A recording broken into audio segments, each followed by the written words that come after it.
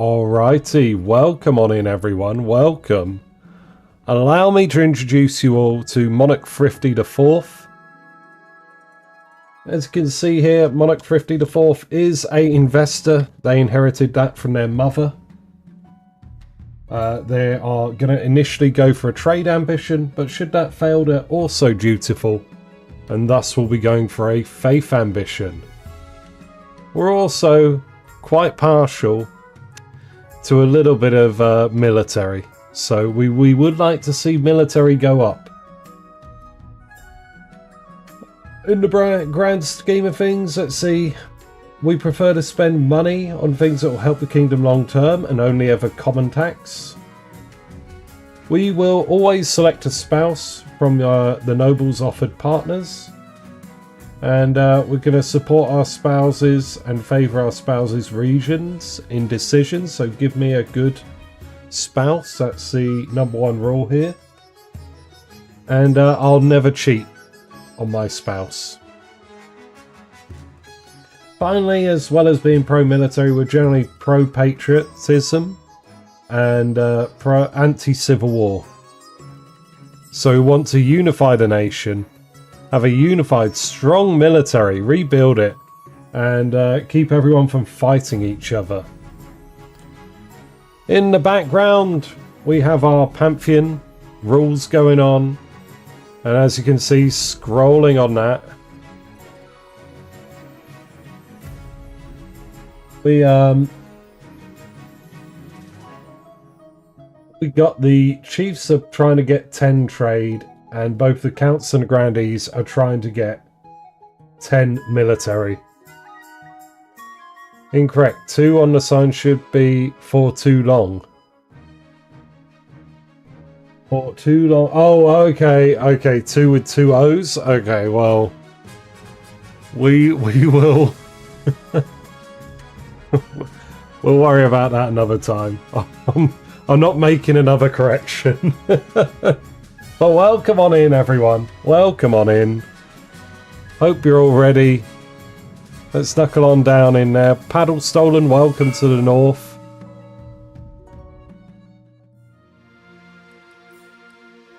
Right, so, as you can see, the state of the realm. I mean, it's not completely ruined, but it's not looking great, is it? If we're going to be honest.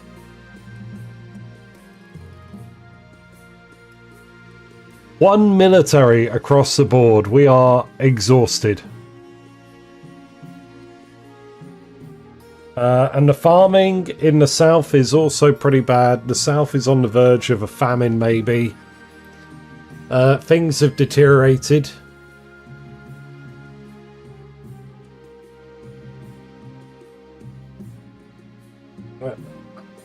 Yeah, you know, trade is also pretty ropey in the south, but it's not quite at a crisis point, but it could be.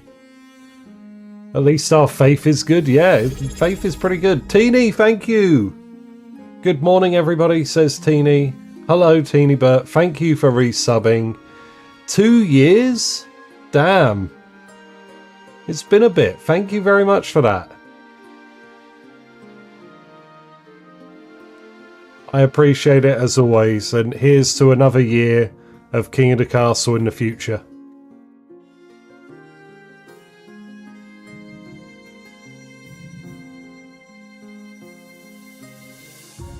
Is there still the loan to repay? I don't think so. Teeny MVP, yeah, Teeny's been supporting me a while. Alex as well, if Alex is about, but I don't think Alex is.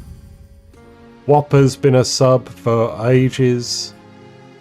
A noble's noble. You're generally in favour of a noble's pursuit, such as, but not limited to, jousting, hunting, duelling, and daft wagers. Yay! Daft wagers. So yeah, we're gonna just have to roll with it. Who joined here? There's an extra person. Was it advisor? Maybe. But anyway, welcome on in, everyone. Joining us from the Chiefs of the North, we have Chief Whopper, Chief Advisor, Chief Paddle Stolen, Chief Simsies, and Chief Wolf Warrior. Welcome on in to our Northern Chiefs. We've also got the Counts with Count Weldris, Countess Teenybert, and Count Wandering Chatter. Welcome on in to our Counts of the East. And finally, last but not least, we have our Grandies with Grandy Gibbo Nexus III, Grandy Morgrim, and finally, Grandy Charlie's Waffletails, aka Chaz. Welcome on in. Hope you're all having a good time. And with that, it's time we shall begin. And we'll begin as always with the path to victory. Your Majesty, you have some big boots to fill. And with your mother out of the picture, the nobles will be looking for any opportunity to replace you. When you die, how do you hope the kingdom will remember you? It's gonna be, what is it? It's trade. An architect of a new golden age. This is a cursed option. Whenever I declare this, it's always rough. A lofty goal indeed.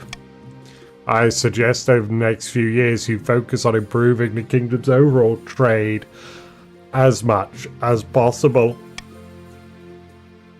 Once you have an heir, I will return to discuss how your ambition is progressing. Good luck, Your Majesty. Alrighty. Let's go glad hands for everyone. So now we know I'm going for a trade ambition. It's locked in. Now that you're the monarch, your first duty is to meet with the Council of Nobles. Alright, who have we got from the Chiefs of the North? Tap in the sign. Oh, no worries. Yeah, we just did it. But let me pop it open. We're a investor. We're dutiful. And we're a bit of a jingo. So generally speaking, we're only ever going to common tax. And we're going to marry someone that the nobles offer and not cheat on them, hopefully. You know, we probably learnt from dear old mum who got divorced. But there we are. I hope that's enough to bring you up to speed. Yeah, no problem. Let's put that away. Let's see who's here from the Chiefs of the North. Hello, Whopper. Good luck in the days ahead, Your Greatness. You'll need it dealing with us lot. Finally, the Counts of the East as well. Hello, Whopper. We have Wandering Chatter. Welcome. An honour to finally make your acquaintance, Your Grace. I was dismayed to hear of your mother's passing. I'm sure you were. Introduce ourselves to the Grandies of the South. Who have we got? Gibbo Nexus III, a true floppy hat enthusiast. May the ninth God bless your reign, Your Majesty. I trust you will conduct yourself with honour and faith. We will try. We are going to try. And with that, the introductions are done. The council hall immediately fills with raised voices as the nobles argue. Is this what your mother fought so hard for? Yes. This is it. This is how things go. Your Majesty, it was an honour to serve your mother, but now it is your time to wear the crown. As is tradition, the council will decide what happens to your coronation. Ah. Should I get changed into my waterproof robes then? It may be for the best, Your Majesty. Shall I call the nobles in? Alright, what do we want? I don't think this will benefit the kingdom long term. So you guys will have two options. Either A, throw me in the river. Or B, C, throw me in the river. Or D, pay some money to host a vast banquet that will revitalise your farmlands. most importantly, the Grandees farmlands. Would be good to help our regions from famine. It might do, if you're willing to drop 300 personal wealth on the thing.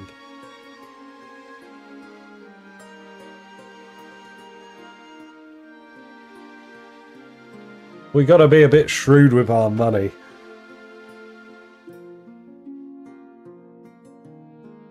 Well, there's always one. Let's see, how many votes is that? 9 votes, 2 people left to vote. We must rebuild the kingdom, yes we do. Okay, that's... oh, everyone's here. Lovely jubbly.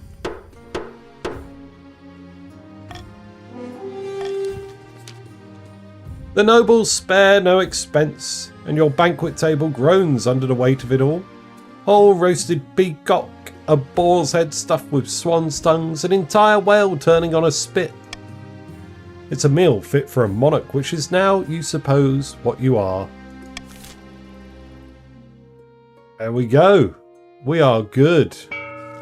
Alright, eyes down though, because it's time to pick our schemes. You guys all know I'm pursuing trade. I'm going to fall back to faith if trade doesn't work. And I'm also quite partial to military, so if that's going to influence your decisions here, so be it. We got Hala of the Wolf Warrior clan, a legendary northern prodigy, standing precariously on a longhouse crossbeam, droning on as if in a trance. Chiefs of the North! Oh, we all know I should be on the throne, not this imposter, Monarch Thrifty the Fourth. How do we make that happen? Hala. What have we got for the chiefs? We got A, uprising, B, intimidation, or C, prophecy. In uprising, you're going to incite a peasant revolt. Intimidation, you're going to infiltrate the palace and threaten me into doing what I'm told. And with prophecy, you're going to find the magic rocks and summon forth the Lord Render to strike me down. There we go. Prophecy it is again. We will find the sacred stones once more. The chiefs plan to realize an ancient northern prophecy. Before the new monarch rises, the kingdom will be ruled by a mad tyrant. To advance their scheme, the chiefs must raise authority to 5 or more in 2 seasons. Okay.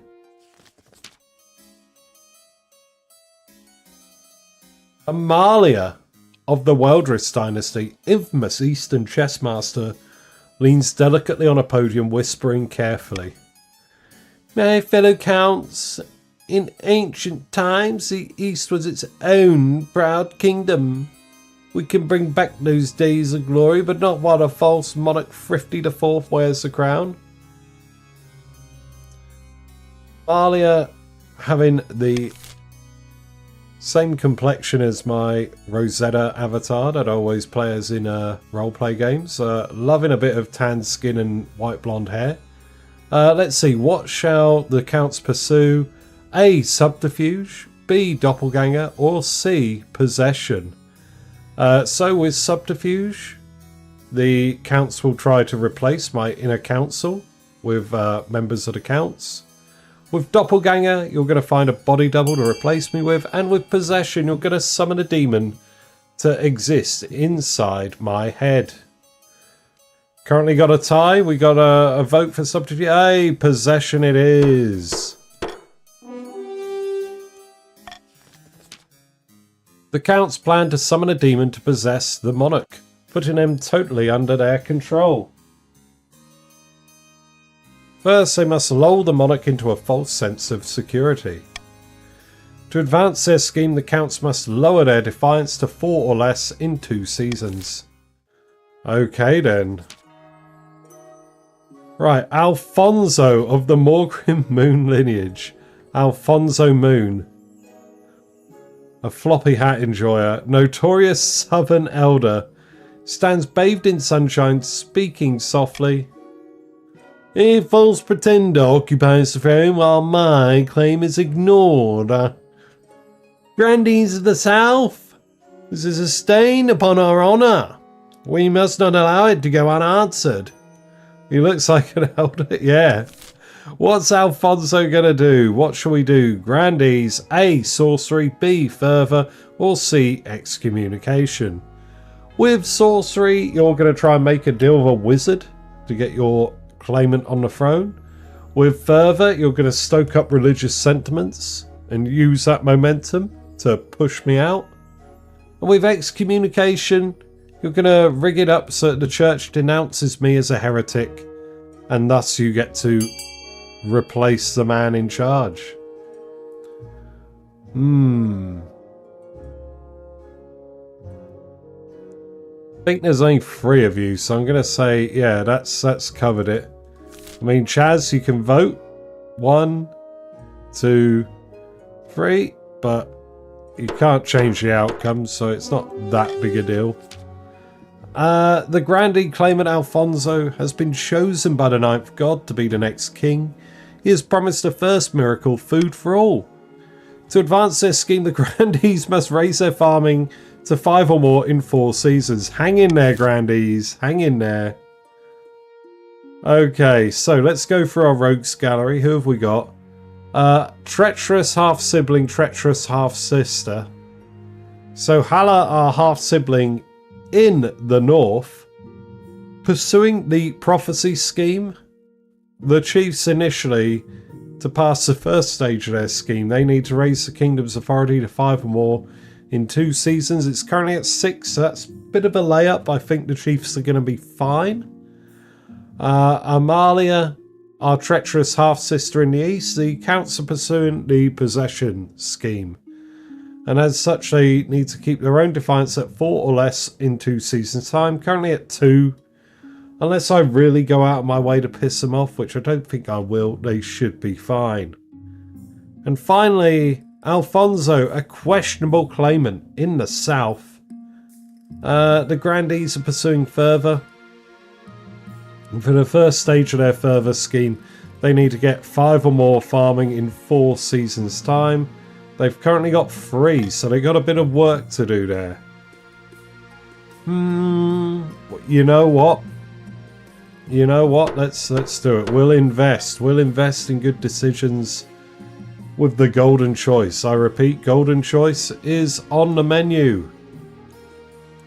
A whole new plague. Wonderful. Your Holiness. Hey, Hookah Lord, welcome on in. I didn't see you join. Welcome, welcome. Welcome to the Grandees. Your Holiness, the South has been struck with a plague, and not just any plague, a dancing plague. Explain this to me. It affects everyone, even cats and dogs. We don't know how it started, but it's spreading quickly. Whole villages are dancing themselves half to death. Okay.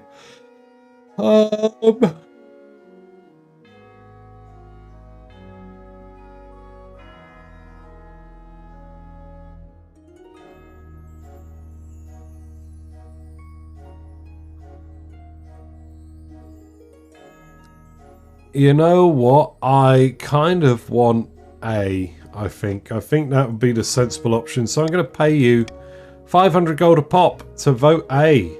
If A passes, everyone that voted for it gets 500 coins. Go, go, go. Golden choice on A. Golden for A. I'm going to go get a fresh drink quickly. I'll be back in a moment.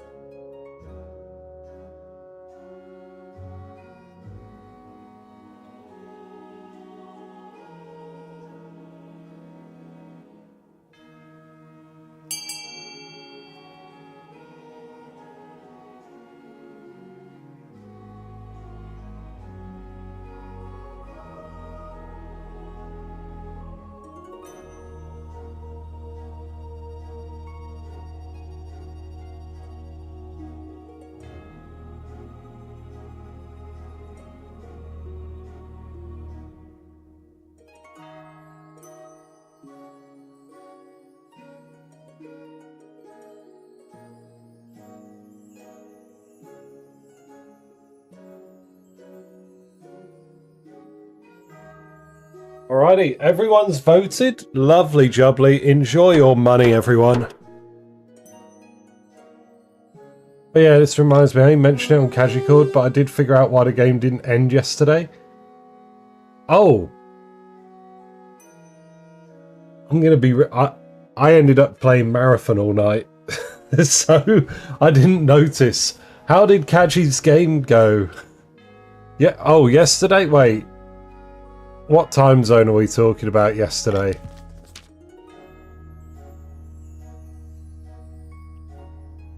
Oh, last week? Oh, you figured it out yesterday. Last week's game. Okay, got you.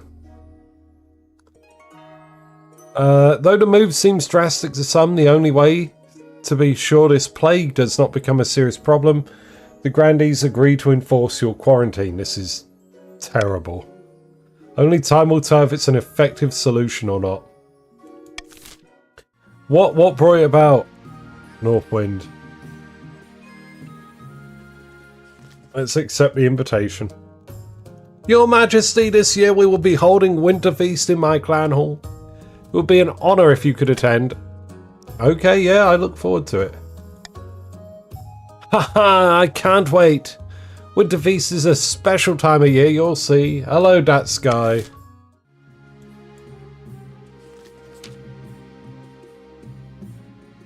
Have you joined? Is that who that 13th? Oh no, that's Shadow Moon joining, I believe. Welcome, Shadow Moon. Your Highness, I have a brilliant idea. Why don't you hold a battle royale to choose your honor guard? If you let us host it in the north, I'll even pay for it. The spectacle will boost our economy massively, and of course I'm confident the Northern Warriors will win. Your Majesty, this is pointless.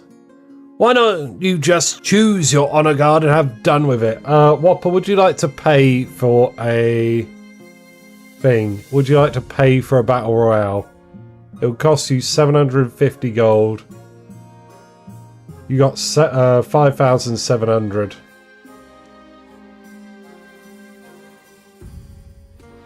Despite not ending the game, the siege progression event has the same priority as the rebellion ending.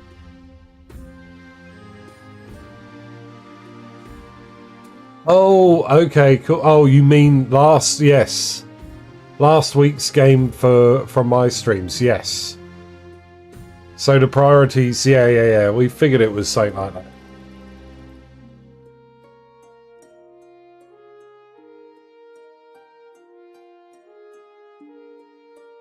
I see no yes from Whopper.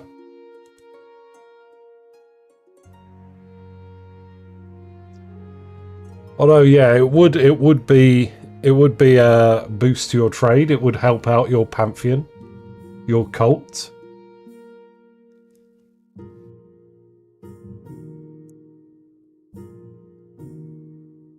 Please don't rebel again. I haven't fixed that yet. Oh, is that okay?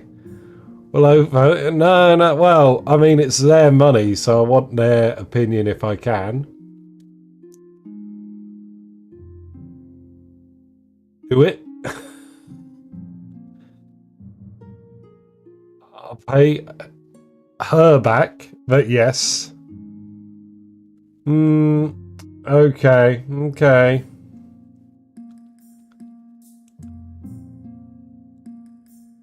No worries. Alright. We'll hold the battle royale. Gods are good. I'll begin organising the event at once. A week later, you receive word that the battle royale is due to begin, held on a northern mountaintop. You travel up to the spectacle, along with a horde of murder fans from across the kingdom.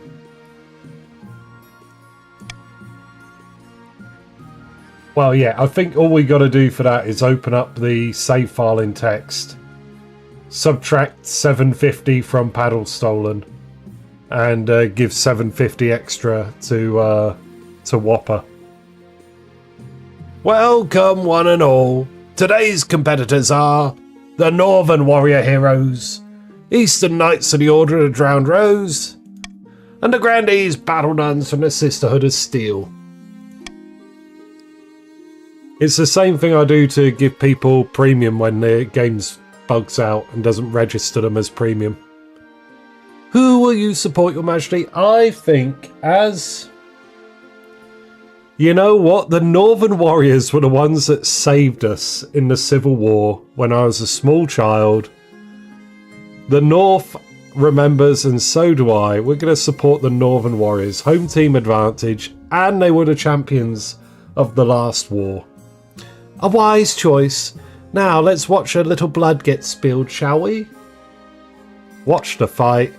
The bell rings, the battle nun leaps forward, her sword flashing. The Northern Warrior blocks it with his battle axe, grunting with the effort. The Northern Warrior scarcely has time to catch his breath before the Eastern Knight is also upon him, raising her voice in song. Sparks fly as blades clash. The three fighters dart back and forth, almost too fast for your eyes to follow. Once, twice, a blade finds its mark, blood sprays, and finally someone stands victorious. It's the Southern Battle Nun! Her head bowed, standing still as a statue, her opponents lie dead at her feet. Oh no. Gods be good, they must have cheated. Or we just got unlucky. Regardless, you have a new honour guard, Your Highness, but not the one you wanted. With that, the battle royale is over. Everyone agrees it was a fine day out for those who survived. The Northern Army attracts a wave of new recruits. The Northern Army is now as big as the Eastern and Southern armies combined. Danger. This dynasty, I've been bugged. You're faithful, that's a... Yeah, it was really. So, Wolf Warrior, have you reattached your game to Twitch? Because I believe last Dynasty we had this issue.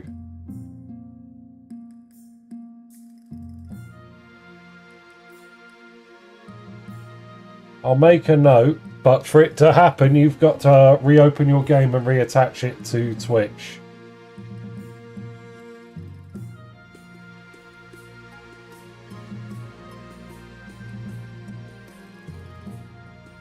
So I don't know if you've still got it downloaded or installed or what have you, but you need to reopen the game because Twitch stopped using the port the game used to use.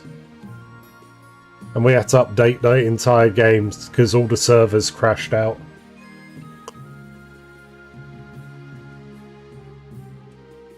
So yeah, your job is to make sure you're reattached to Twitch properly. I was good last Dynasty unless St. J... No, well, I put you back to premium, but now for some reason you're on the free again. So you'll have to reopen the game and double check. Because unless you do it on the game, yeah. Even if I change it on the save file to premium, if you're not attached as premium through the correct port, it won't do anything and you'll just be a random noble each time. Alrighty, here we go everyone. Our first auction of the game. Who have we got? So, the chiefs may be interested in B, the monument, to boost my authority. And the grandees are probably going to want E, the aqueduct, to pick up their farming.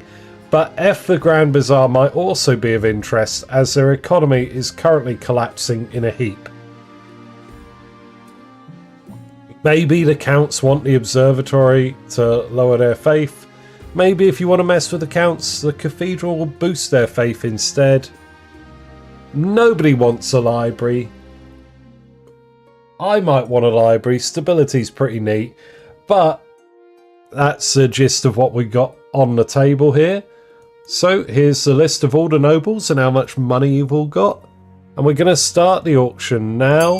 Type !fund followed by the letter of the item you would like to fund, followed by the amount of money you'd like to fund it with.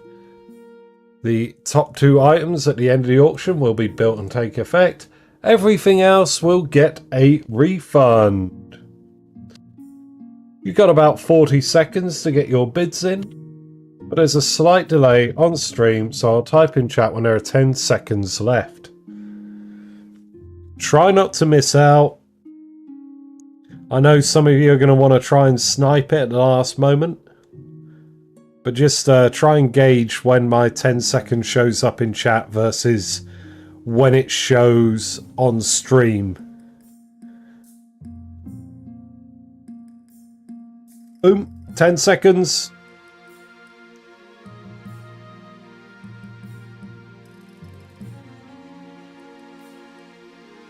BD, BD. Monument and Observatory, there we go.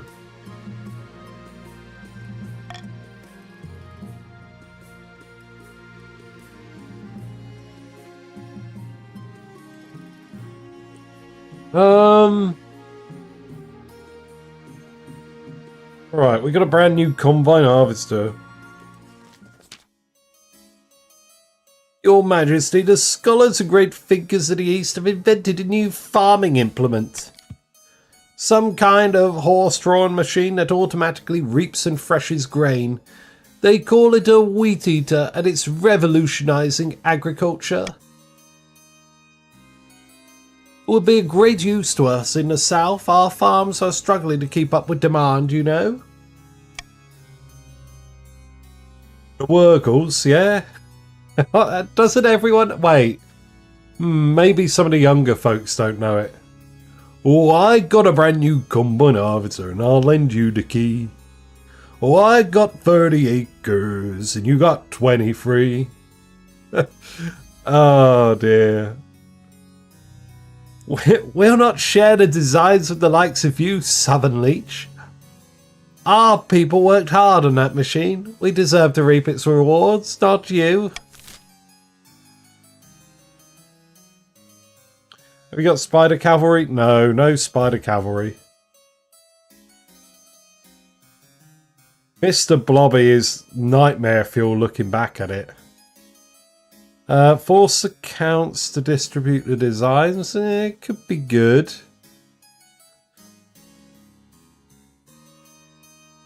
Compensate them. I think that's okay for me as an investment. But it will bankrupt me. We do like faith. I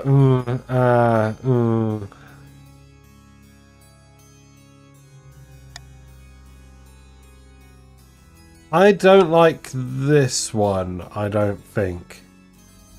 I'm good with any of the others.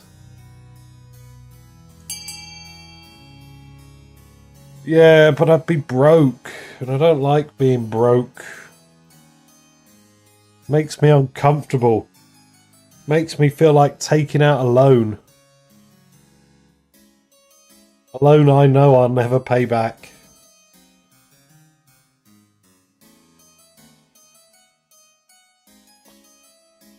Oh dear. Yawn, yawn.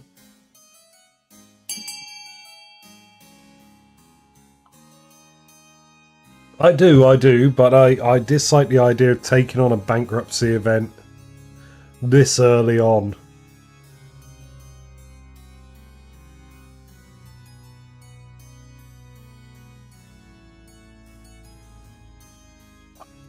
Okay, we're looking good. I think 8 is a winner.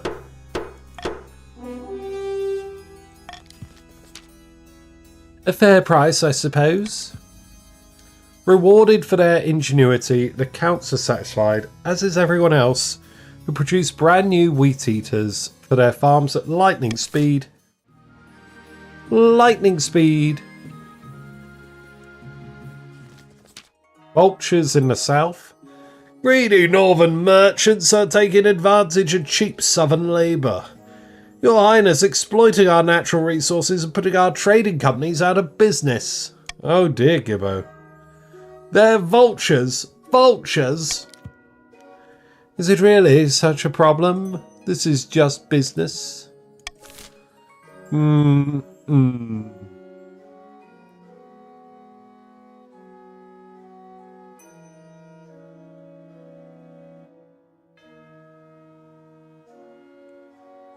I mean...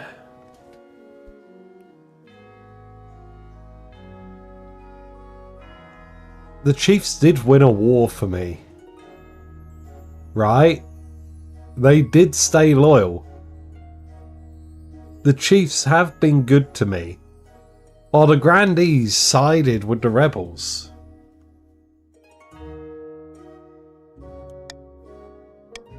I'm gonna offset it.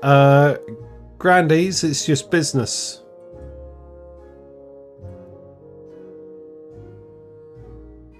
Hope that all sounds good to you. Vote C for Golden Choice. Just business, baby.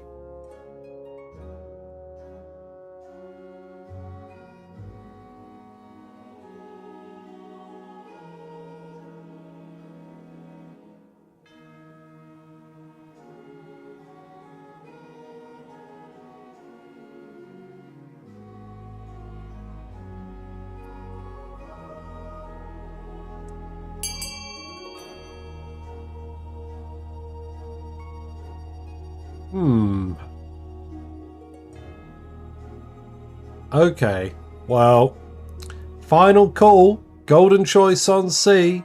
Going now. 3, 2, 1. Boom, boom, there we go. Another travesty. I should have known better than to expect the council to be of any worth to anyone. Thank Morgana. My companies are safe. Glad this council sees sense for once.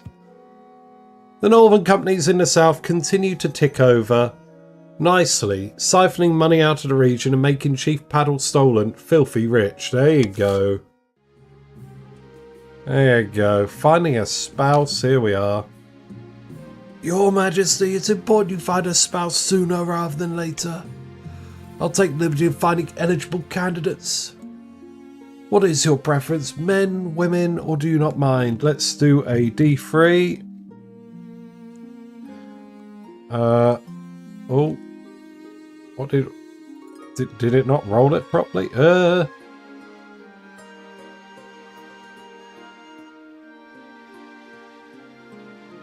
What the fuck? Oh. That's why I'm typing it in wrong. Got a 1. I want a man. There we go. Thank you, Your Majesty. I'll send out messages to the most influential noble families in the kingdom. Let's see what they have to offer.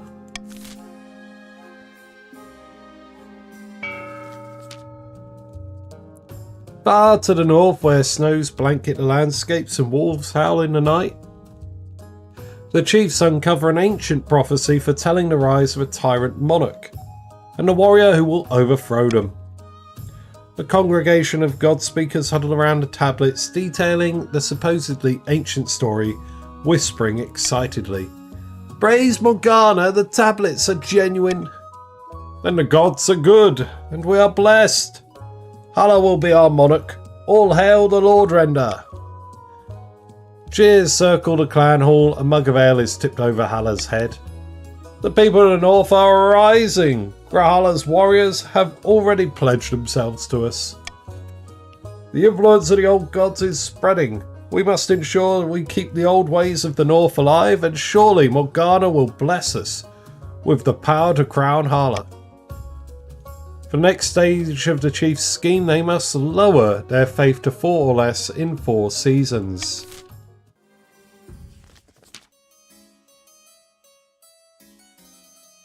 Hidden in a labyrinth beneath an eastern castle, a pair of counts meet to speak of their schemes against the monarch. The Chancellor sent me a fruit basket last week to thank us for our efforts in helping the crown. It's working. Our reputation is secure. Our problem now is the Archbishop. His beady little eyes will be focused on us if we're not careful. You must evade him at all costs.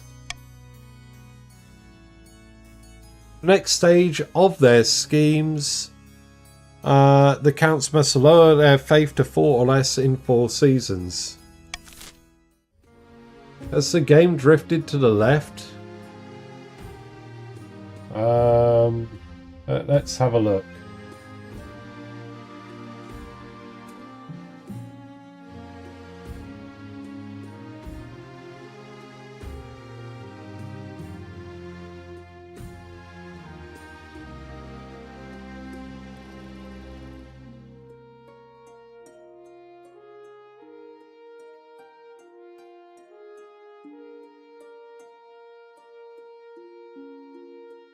No, I don't think so. Right?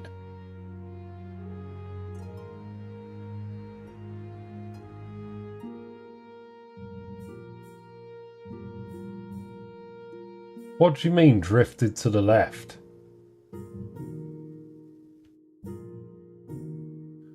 Yeah. I think that's all right. Yeah, common tax for everyone.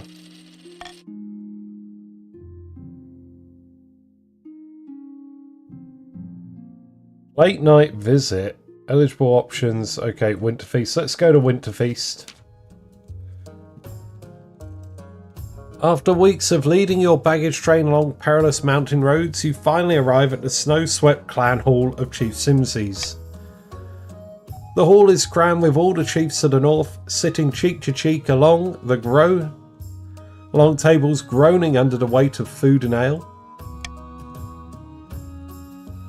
The words of everyone's stats are cut in half. Wait, what?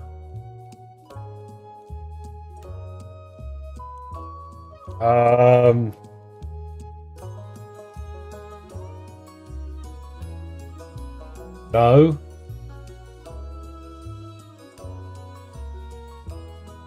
How have you got it open, Wolf Warrior? That might be a problem on your end with how your browser is.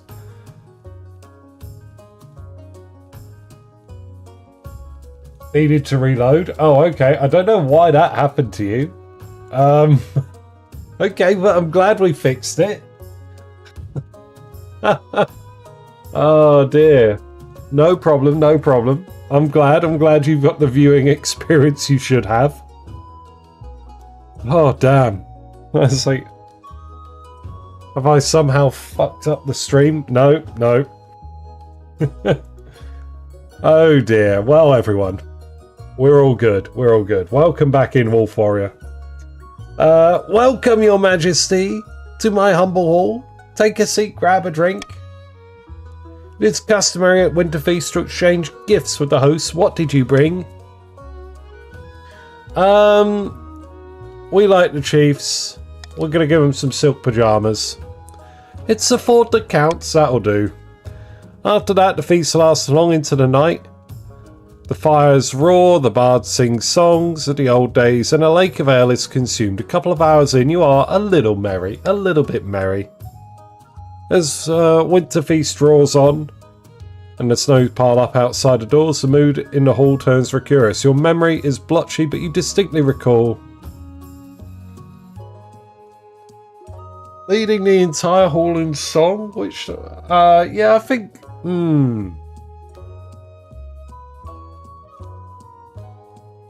what would I do? Let's see. Leading the hall in song sounds good.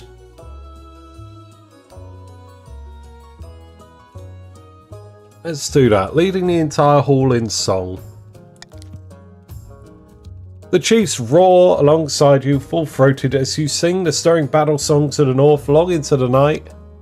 The next morning, the chiefs are scattered around the hall, groaning and nursing their hangovers. Your own hangover isn't too bad, but the thought of the voyage home makes you wince. You bid farewell to the chiefs and begin the long, perilous journey back to the capital. There we are. It's all good. Could the songs the chiefs were singing during the Civil War? Yeah, that's what I was thinking. Both times when the chiefs came to save the Thrifty Dynasty. What's a late night visit? Oh, one evening you're sorting through paperwork in your office when Chief Wolf Warrior appears at the door, swaying slightly and stinking of booze. Oh, Your Majesty, so sorry to speak to you in this condition. Ninth above, man, you're drunk. Guilty as charged. I just need to tell you that if the Archbishop asks about your hat, I tell him I'll pay for a new one. I was desperate and the privy was occupied. He stumbles away, knocking over a priceless vase. You make a mental note to charge them for the damage. It's surely not a coincidence that the Archbishop arrives at your throne room the next day looking even grumpier than usual and hatless. Here he is. Your Majesty, there is a plague affecting this kingdom. A curse more powerful than any wizard could cast. I speak, of course, of alcohol. People are spending their evenings in alehouses rather than in prayer. We must ban this vile vice. Well, Wolf Warrior, this is all on you. Are we going to make it illegal? Are we that gung-ho? I mean... Ooh, even I know. Making it illegal is pretty rough. I think what I'll do, I'll pay you to limit the opening hours. Golden choice on that. Prohibition never worked, yeah. We'll limit the opening hours of taverns.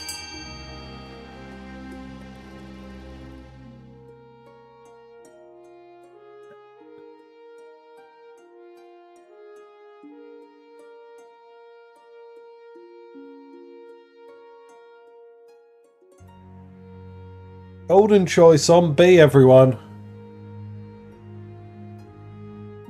Come and get your money.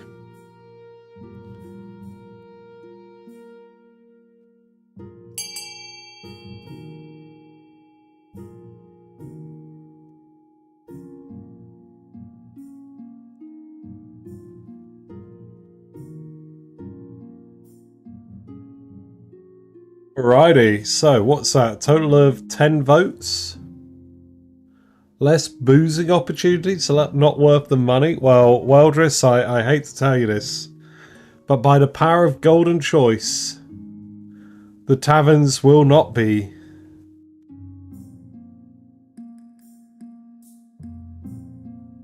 open indefinitely. You order that alehouses close by 10 o'clock. Throughout the land, drunkards are tossed out into the streets early and wander about causing trouble. The Archbishop is right about one thing though. Fewer hangovers means even more people attending church.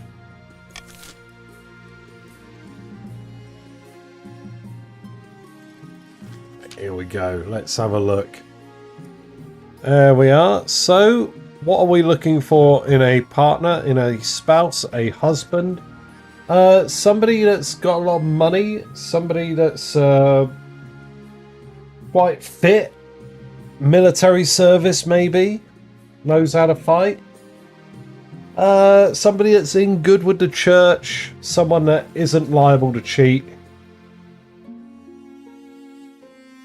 I go away for a few minutes and faith goes up. Yes, it does. I found 3 potential matches for you. 1 eligible young man from each of the kingdom's 3 regions. Choose wisely, you'll be securing a powerful alliance. Yes, I know. The Chancellor leads you to the Great Hall where they've arranged 3 portraits on easels. For now, each is covered by a cloth. Alright, let's see them. They whisk away the cloth from the first portrait. This is Finn, firstborn son of the Northern Advisor clan. He's been a melancholy sort ever since he was a child, but otherwise he's decent enough company. A misery, yes. He's made himself quite wealthy with a series of shrewd investments. Had a bit of controversy a while back when his clan hall burned down. Apparently his peasants were to blame.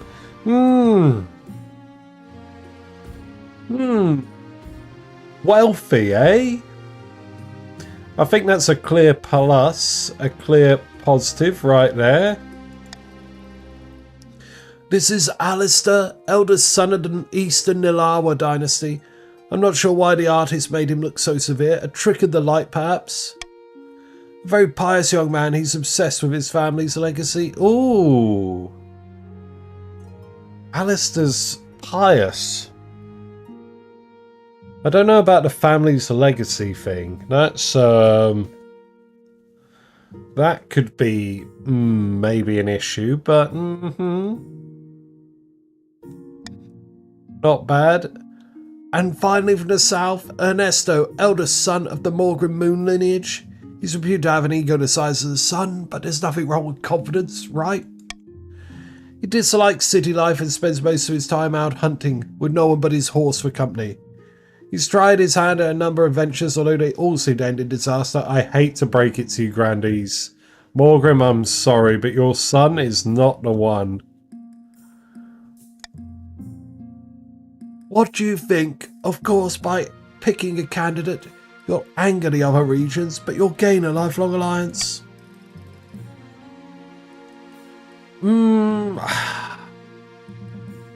Do we go for the east or do we go for the north? I think we're in good with the north. Then again, the counts have rebelled twice. I think it's got to be, yeah, it's got to be our miserable Finn, our northern merchant. Excellent. I'll make the arrangements. We're marrying the north. We are north-centric.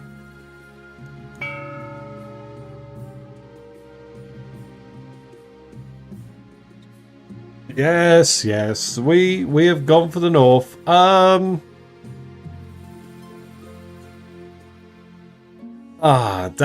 Okay, Iron Choice of Call for Unity. I think we got to do Call for Unity. Definitely. We need to... Stability 5 is okay, but, you know, I'd rather have something else. A noble kidnapped. Your Grace, a loyal and noble Countess Teenybird has been taken hostage. Teenybird, no! Kidnap? What do you mean? It's some criminal organisation. These horrid miscreants demand gold and safe passage to Ashmead in exchange for Teenybird's return.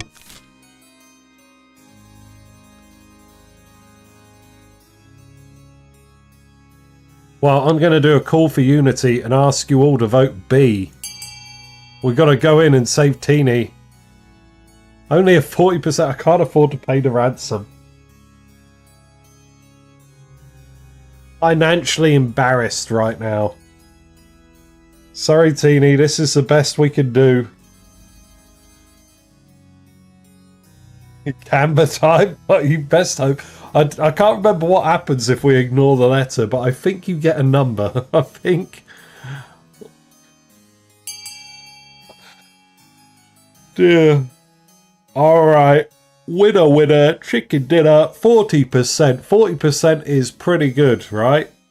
40% is the new 30%. You know, it wins every time. Let's go. Yo! We did it! The Outlaws are no match for the East forces, which rushed to Teenybird's aid. Good job, good job.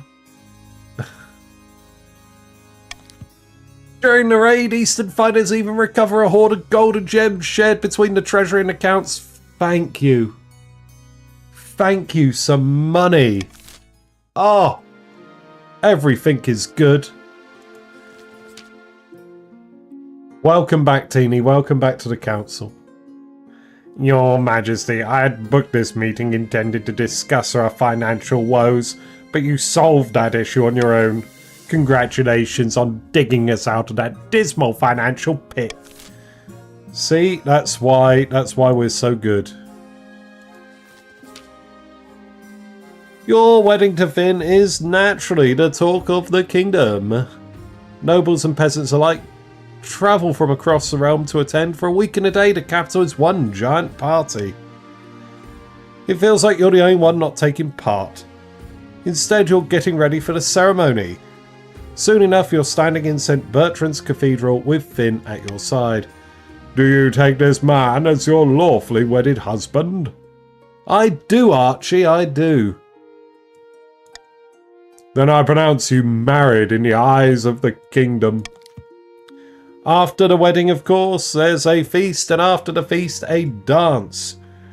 Your new husband, Finn, refuses to dance at all, preferring instead to brood in the corner. By the time you find yourself alone with Finn, it's past midnight and you've never felt more tired. My ancestors will be furious that I got married in a cathedral instead of at one of Morgana's sacred stones. Perhaps you're right. The peasants have the right idea. They get married for love, not politics. Oh, to live the simple life of a commoner. There, darling. There. We're both in this together. Me, you, and your massive amount of financial reserves I married you for. You comfort Finn long into the night, listening as he expresses his doubts and fears. As dawn breaks, he falls asleep on your shoulder, exhausted.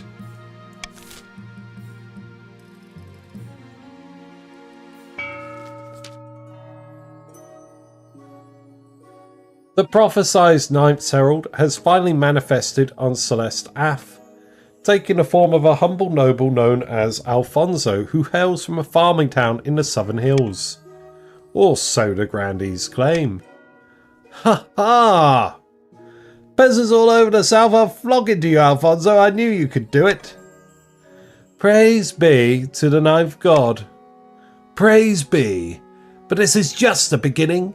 With him on our side, we'll capture the minds of the common folk and lead a holy crusade against the false monarch.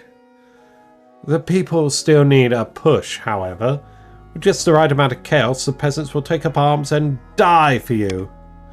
For the next stage of their scheme, the grandees must lower stability to 4 or less in 2 seasons. So, looking at the state of play, next 2 seasons. Chiefs are going to want to lose a point of faith. Counts are going to want to lose 4 points of faith. Ooh, yikes. And the grandees are going to want to lose 3 points of stability. Everyone's failing at the minute, but it's all to play for. Chiefs could be close, but we'll find out. Let's see how it goes. What have we got next? The quarantine. Let's deal with that. Your Majesty, you recall the quarantine you ordered to deal with the dancing plague? It's been many months since anyone last entered or left the affected area. We think the plague may have run its course. We ask your permission to lift the quarantine.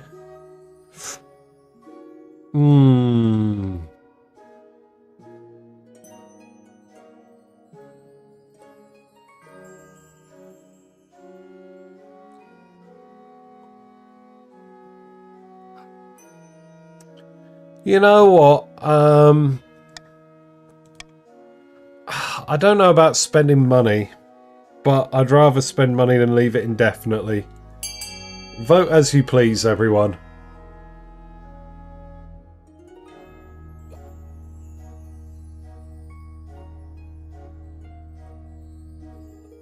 We can just outright lift the quarantine, or we can send Hooker Lord, or we can send an adventurer.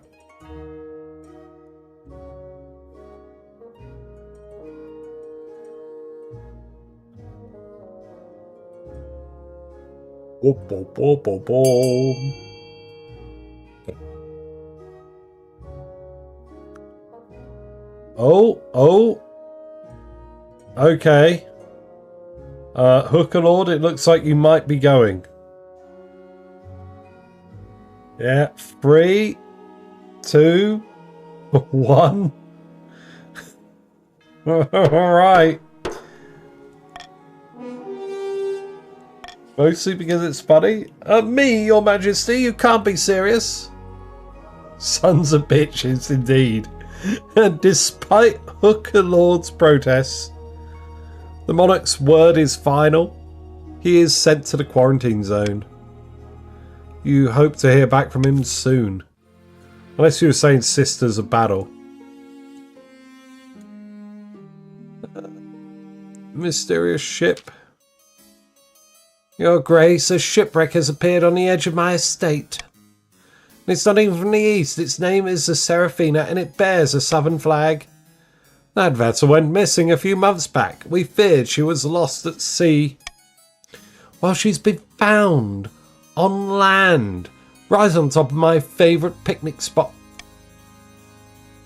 My peasants discovered only one survivor on board, a southern sailor. He claims to remember nothing of what happened. Oh, me head's killing me. That's been ever since I woke up. So what happened? I swear I didn't do anything. Last I remember we were sailing along southern waters, then nothing. This poor soul needs looking after. We must care for him in one of our monasteries. Nay, we must interrogate him further. I must know why this ship is on my land. I'm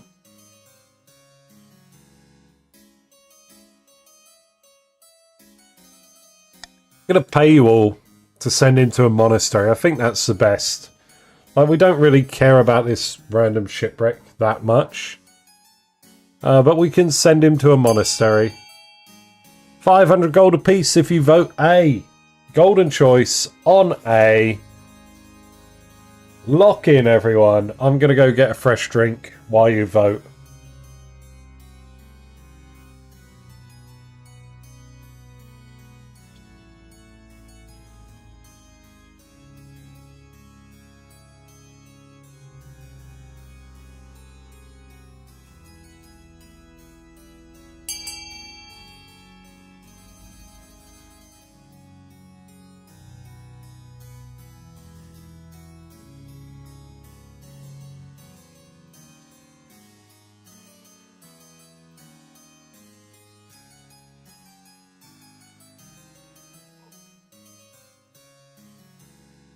Hello there, Baklava.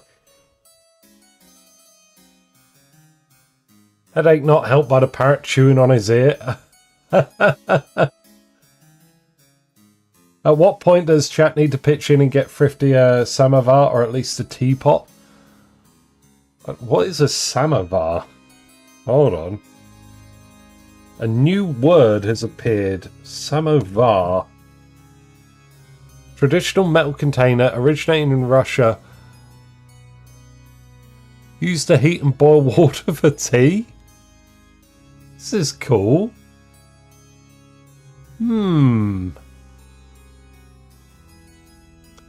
How does it work?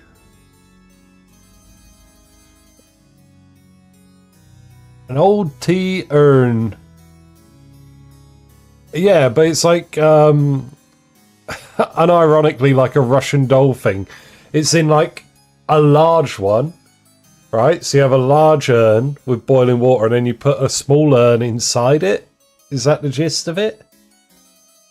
Something like that.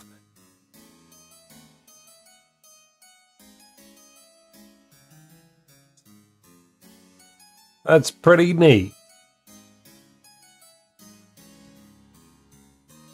Well, there's more stacks than one inside the other. Oh, okay, cool. Maybe it's just a picture I found on Google.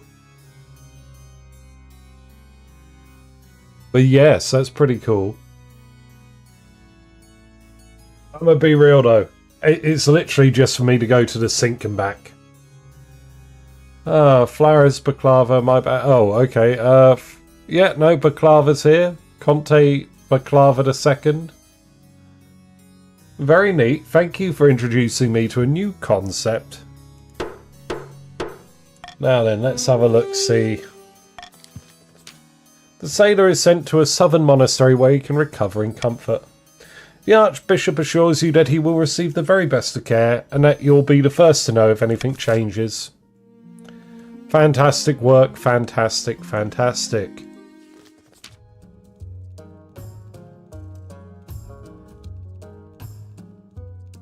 Thrifty, I had something I wanted to ask of you. What can I do for you, Finn? As you surely know, I ran a very successful labour company back lumber company back home in the north. But current laws are a little restrictive for my trade. Lots of tariffs and regulations, you know how it is. I was hoping you could push for some changes in the council, eliminate some of the more cumbersome quality standards for northern lumber perhaps. You want me to give the north preferential treatment? I think it's only fair. The other regions just can't compete with us in the lumber trade anyway. Alright. Let's see what the council has to say.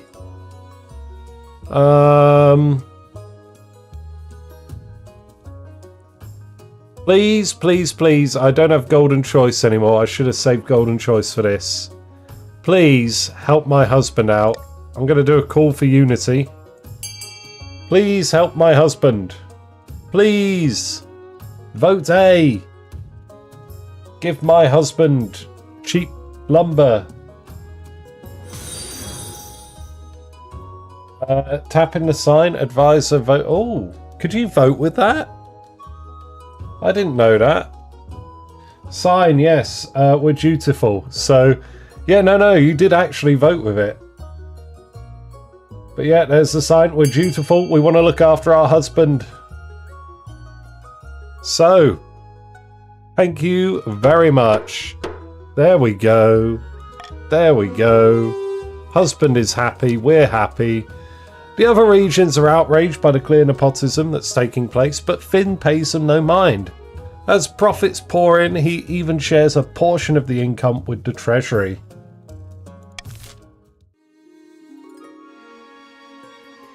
Okay then. We are big. If the chiefs can carry this to the end of the reign, they will pass their Pantheon. It's at the end of the reign, so at the game over screen. If they have 10 at the end, the cult will be established and they'll start a new cult. But it's only at the end of the game. That's all that counts. So it's not over yet.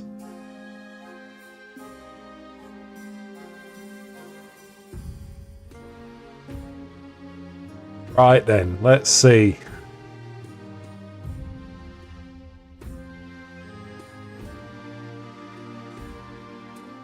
Observatory has gone to the counts. If they have 10 at the end, the Notorious Thieves Guild immediately spawning. Yeah. It's true. It's true. If you are leaning in heavily to the Pantheon theme and you would like to thwart the chiefs from attaining their goal of establishing a trade cult, B, the Thieves Guild would stump them. If, however, you are, let's see, what do people actually want? The counts would want D, the Observatory, to lower their faith, and the Grandees would want E, the prison, to bring down stability. But if you don't like the Grandees and you want to stop them, you can build C, the library, to increase stability instead.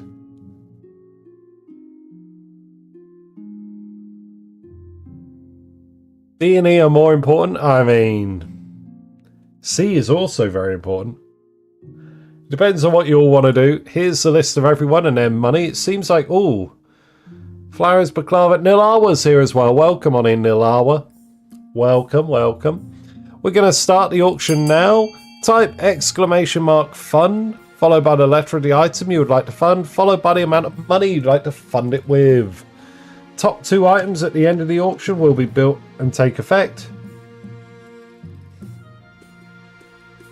Bids on other items will be refunded. You've got about 40 seconds to get your funding in, but I will type in chat when there are 10 seconds left. Try not to miss out, as there is a delay on stream. At the moment we got F and D. F, oh my god, if the Grandees military hits 0, they'll have a tarnished military cult as well. Holy crap.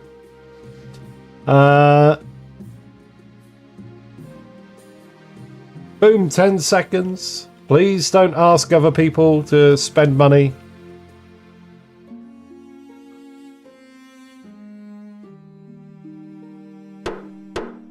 Boom, boom.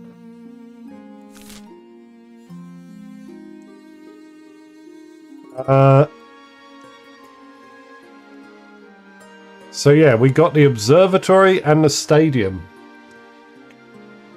What is that doing to my fund? Wait, what is what doing?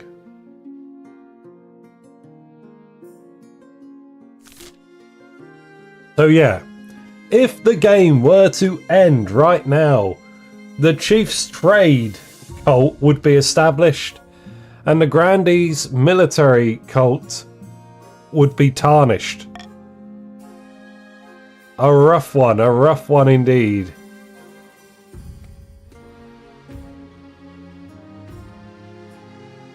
Okay, news from the quarantine zone. Is this good news?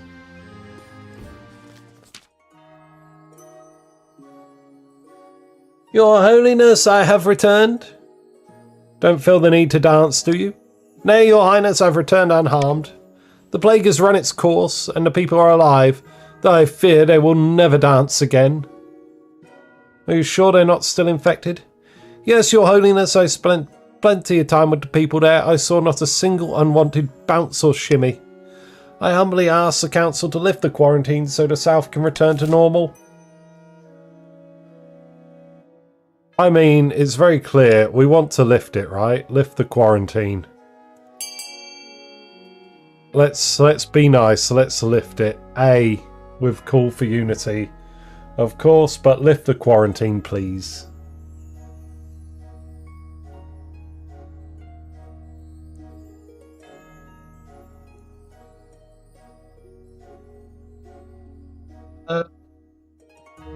Yeah, so they're on my Discord, Northwind, but the basic premise is each region wants to establish a pantheon of new deities. So the chiefs are trying to exalt new pagan gods, the counts are trying to spawn new demons, and the grandees want to make saints. And the way the cults work is, at the end of the game, we check them. Cults are in effect that have hit 10 get established and retire. And if a region has no cult, any trade, farming, military faith that has a ranking between 1 and 4 can spawn a new cult.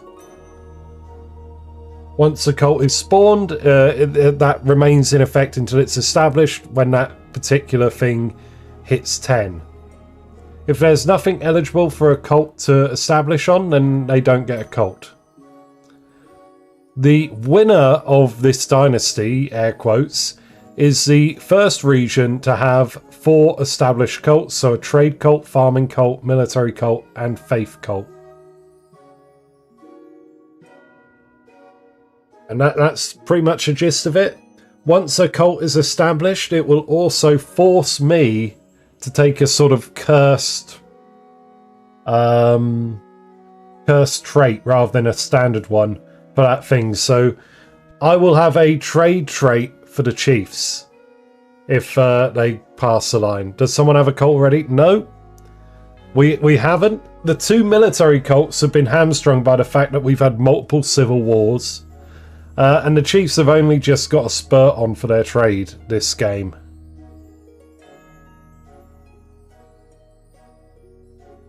There we go, we're lifting the quarantine. All is good.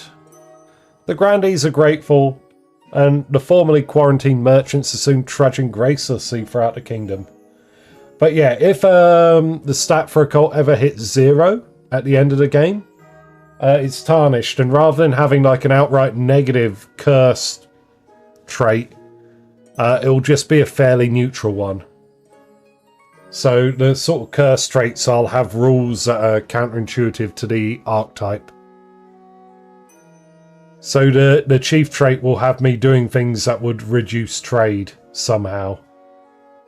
The grandees are grateful, and formerly quarantined merchants are soon trudging gracelessly throughout the kingdom. Although the former dancers will never be the same, the region gradually returns to business as usual. But that's the gist of it.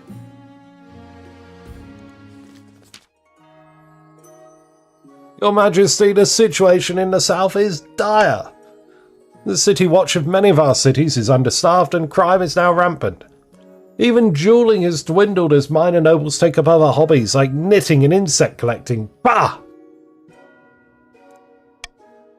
We must bolster our dwindling forces in the south. Who knows what will happen to our people without protection? Okay. I see how it is. We're gonna go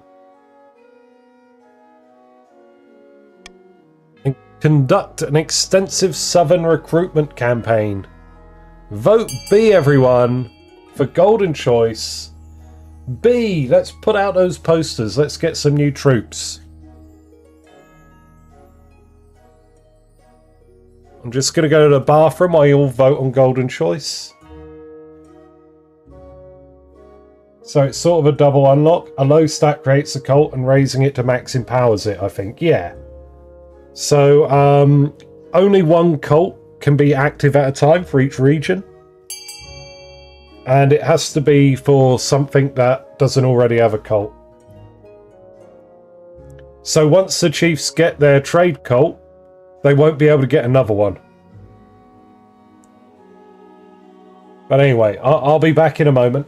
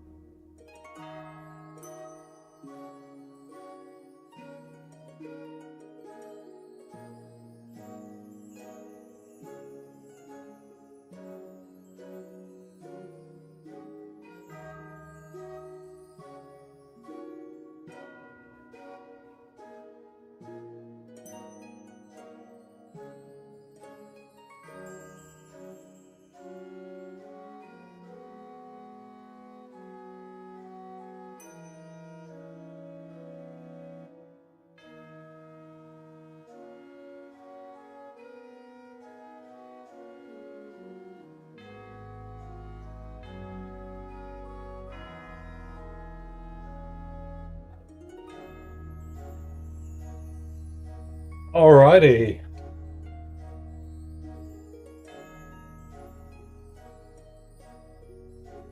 You can't get another one of that stat. Yeah, so the trade cult, you cannot get a second trade cult. You can only get one cult to each type. I'm trying to get a cult of St. Umber the Undying Warrior going. It's he's hanging on in there. He's doing his best. Let's see. We got everyone voted.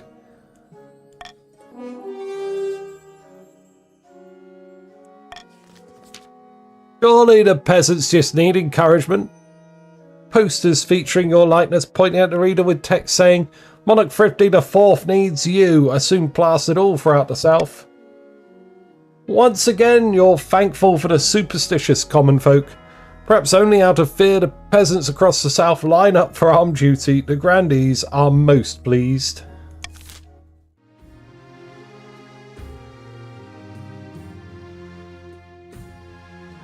So yeah, we got St. Umber, the kind of just, who wasn't a true saint and ran off and became a lich. He's now trying to hunt monsters across the kingdom as an undead crusader. Very ironic. In the east, we had the Cult of the Eighth Chapter, who have tried to supplant the materials from the armor of the Eighth God into a ghoul. So we got a steel ghoul running about, although that's been smashed up a couple of times. And in the north, we have the Gemling, which is a... what are the goblins called? Hordlings.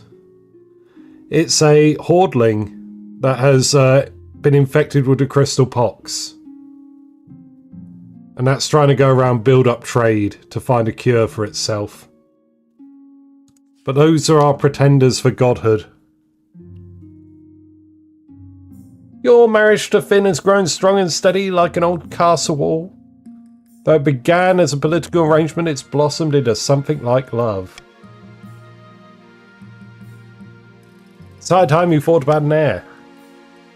Congratulations are in order. The royal wedding was a magnificent affair. But something's still missing. You need an heir. You need someone young whose loyalty is assured. A child of your own would do the trick, even if they're a bastard, or the youngest of your many cousins. My husband and I will have a child together, of course. Ah, the traditional method. No one will object to that. I'll arrange for you to take a month off from ruling so you can, get down to business. Alrighty, there we go. Back in the north, the chiefs sit around a narrow table, their flagons running low after a long night scheming and drinking. Are we ready to begin the next step? I'm anxious to be crowned. Nay, not yet. The blasted church is still turning people against us. Too many are still under that pompous archbishop's sway. The chief's aim is to lower their faith to 4 or less.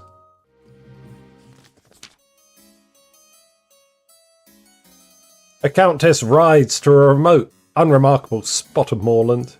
Soon another joins her. Dracov's bones! It's too dangerous to make a move against the monarch with the church so influential. The count's aim is to lower their faith to 4 or less. Ooh. Deep in the south, a grandee paces along the balcony of his hillside villa. It's just not enough. The peasants love Alfonso and believe the miracles, but they won't rise up to put him on the throne. They'll come around. The monarch's golden age can't last forever, can it? The grandee's aim is to lower stability to 4 or less. We are doing good. Common tax for everyone. We're an investor. We don't tax anyone extra.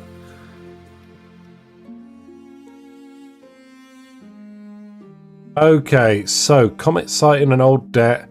Let's start with the sailor recovering. Your Majesty, I'm afraid the southern sailor hasn't regained his memory despite our monk's best efforts. Oh, which sailor? He was the last survivor of the wreck of the Serafina, the ship that appeared on Conte Shadowmoon's lands. Goodbye, Chatter. Everyone say goodbye to Wandering Chatter. It's been nice being here, but it's almost 3 AM. Thank you for being here. Have a good night's sleep. See you next time, buddy. Take care of yourself. Everyone say goodbye in chat. More importantly, I consulted some late 5th century scripture and discovered a parable describing this very situation. The shipwreck is a sign of the ninth god's power. I propose naming it an official Eastern pilgrimage site. Wait, I'm not sure I want everyone coming along and poking around on my land. Nonsense, this is a holy matter.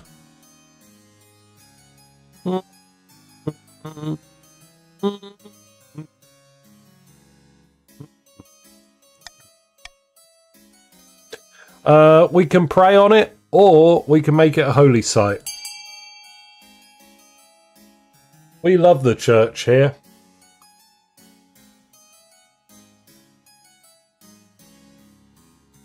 Archbishop has his hat back. Yeah, new and improved. Water resistant.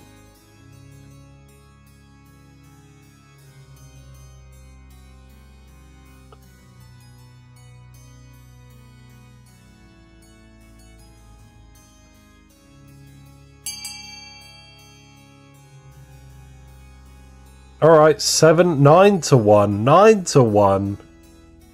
Here we go. 60% is probably going to fail. We know the 60-40 rule. Oh, it passed. Okay, you give the Archbishop permission to set up a pilgrimage site near the mysterious ship, and the counts go along with the plan. Soon priests of the ninth descend upon the area. He sends you a beautiful golden necklace to thank you for your faith. The ninth god is good. We are good. Everyone's good. Hello, Flower. A blood-red comet was spotted in the night sky over the east, Your Majesty. The peasants are claiming it is a terrible omen. The common folk are on the verge of Panic, is there anything I can do? Don't worry. I'll tell them there's nothing to worry about. Wait, would I?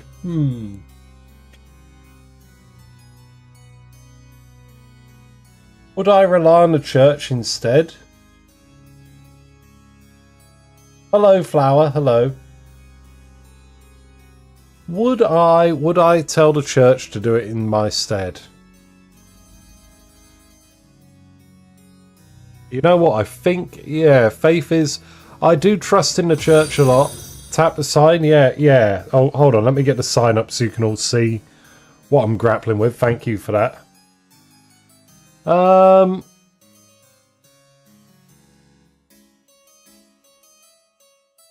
I mean, I think, yeah, I think having the church deal with it. We just put a bunch of extra priests over there, so let's see how it goes.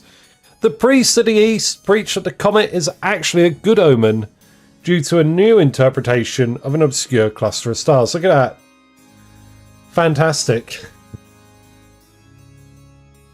We've got a holy site in the east, and the ninth god has favoured the holy site with a comet in the sky. All is good in the kingdom. Fortunately, the church is trusted enough in the east that the peasants believe their pastors. The comet is celebrated as a sign of the ninth god's favour.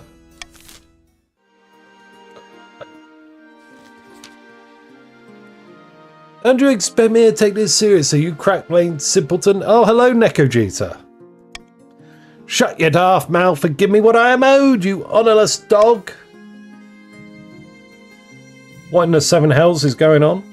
This pimple-headed lackwit expects me to pay him a huge quantity of gold just because his great-great-grandfather beat my great-great-grandfather in a foot race. A debt owed is a debt owed, is it not? Your Highness, I recently discovered this debt while combing through my ancestors' journal. Honor dictates that Count Nekojita is liable for his ancestors' debt. By blood of the dead, this is ludicrous. I demand we put it to a vote.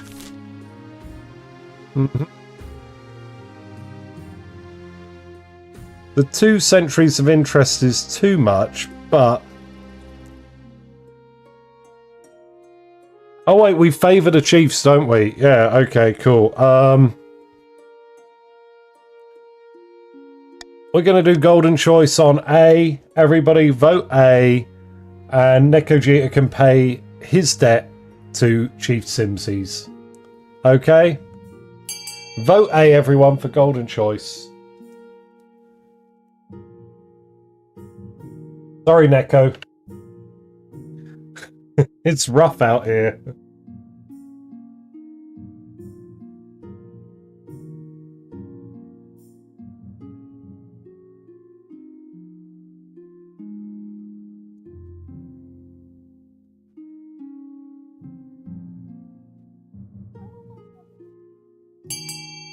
Sorry, Neko, but it's not my money.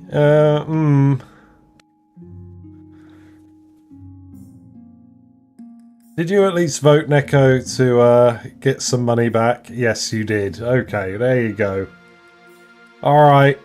3, 2, 1.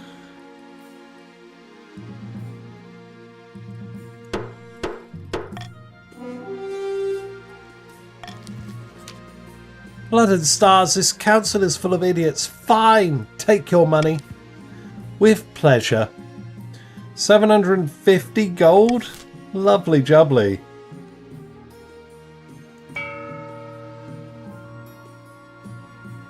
Let's see, we're good as we currently are.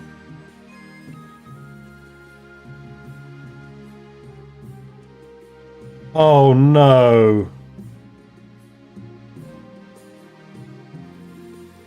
I thought the ninth god was sending us a present. Let's start with the printing press and then work our way up to that as our... Yeah, a good omen. Yeah, great omen. Fantastic omen. Your Highness, a blacksmith in the north has come up with a sort of printing contraption. Instead of relying on the painstaking efforts of scribes, it produces 100 copies of text an hour. How remarkable. Aye, Your Majesty, isn't technology wonderful? Don't you see how dangerous this is?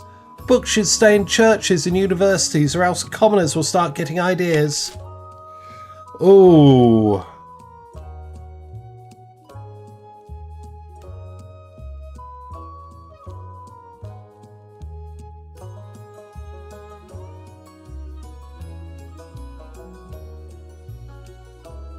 I mean, I'm against the forbidding the use of a printing press. Vote A for it to be used by everyone, vote B for the church to have a monopoly, or vote C for universities to have a crack at it.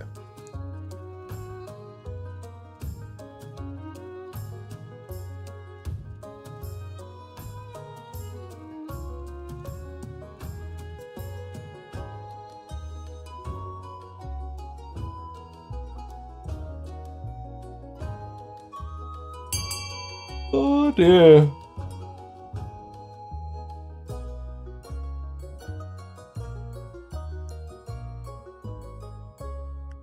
Alright, here we are. 7-4, I think that's pretty much everyone. You're going to regret this one day, Your Majesty. Ignorance is the only thing keeping the common folk in line. Nonsense, you're just jealous. In the end, both are right. The East develops a thriving publishing industry, but as more and more books are printed, radical ideas start to spread. Ideas like maybe peasants deserve rights. Ugh. And should we even have a monarch at all? Who wrote that? What foolishness is this? Your Majesty, about the record of Seraphina. Yes, pilgrimages are wonderful. Nothing to worry about. Lamentably, there is something to worry about. It's not only that we don't want their pilgrims here, Your Grace, but people are losing their memories when they visit. That's simply a numerous experience. It happens when the faithful are touched by the ninth god.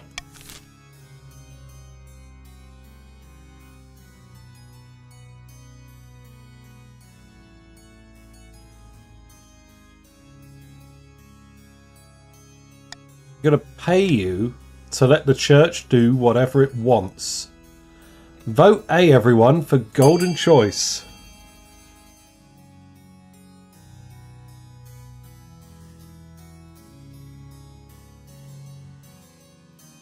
Should be good, should be good.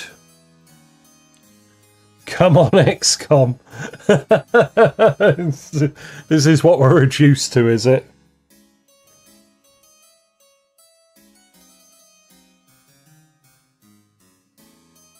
The church has never led us astray. They told us that meteorite was a good thing. Always a good omen. Alright, final countdown. Vote A for golden choice.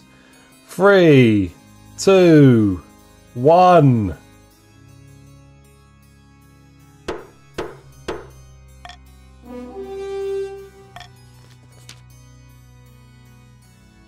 Oh, some of the counts grumble in light of the council's decision, but the eastern peasants praise your devotion to the church. The workers on Conte Shadowmoon's estate are especially delighted. Visitors flock to the shipwreck and it becomes a beacon of faith for the ninth god. Praise the ninth, 9 faith in the east, putting the grandees to shame. As for the Archbishop, he writes beautiful texts exploring the relationship between the ship's memory loss and divinity. They are kept on display in St. Bertrand's Cathedral to be handed down for future generations. We're that good on the faith.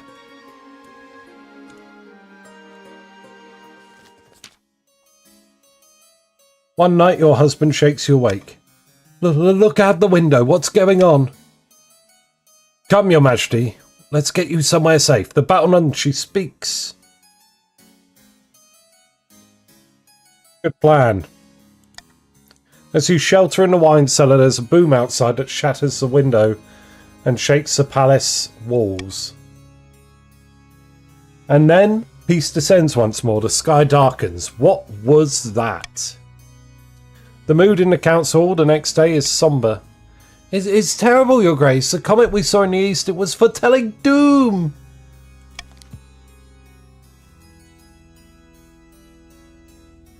It landed right within my lands. So many peasants dead. My fields are one massive crater. Ooh, -4 farming. Eee. We need help.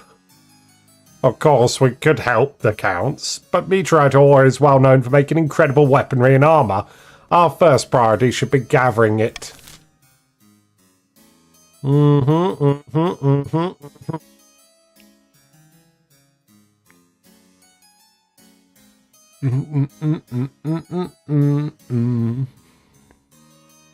I mean,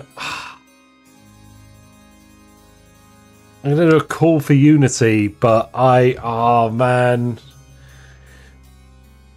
A is good. I'd like to help people. The only thing I don't really want, I don't want C, because I don't want money for the sake of money. A or B are both nice.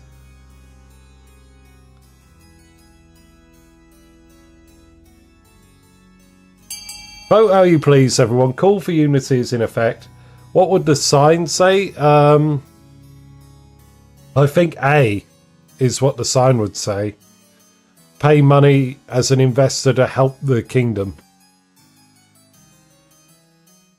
But I don't mind B either, especially as B is going to help pick up the military that we're sort of prone to. Pretty much anything but C. We're currently boosting the military.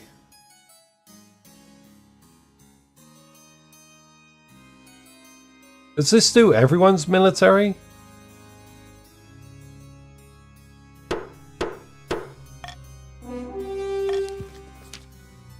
My Xenia's ashes, Your Highness. My people suffer. You ignore us when we need your help. Yes, Baklava. Yes. Instead of recovery efforts, your troops focus on gathering up scattered bits of space rock. It's all sent off to a team of expert blacksmiths. The results is a set of beautiful, sleek armor and impossibly sharp swords for the Eastern military. There we go. It looks impressive on parade grounds. You'd hate to face it in a real war. Sleek, magic weapons and armor. God damn. Yeah, there we go. We're happy now, right?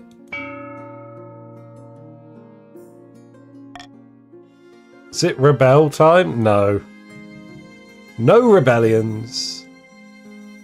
Alright, start with troublesome holiday makers, then the rewards of prosperity, then your heir. Life preservers, this is not to be borne. Brandy Chaz brandishes a crumpled hat. Is that supposed to mean something to me? Oh, thank you. I think that's mine. This was left on the edge of my estate by a group of counts on holiday, along with a huge number of empty bottles of wine. They scattered picnic baskets everywhere, trampled my crops and sat around a bonfire all night. My horses were terrified. Now I know the culprit was Count Nekojita and his dissolute, idle friends. We're just enjoying our prosperity and taking a break. Those clear skies, that shining sun, what a nice change in the east. You should be flattered that we're so eager to visit. Flattered by the 9th. When the counts come to our lands, all they do is cause trouble and destruction.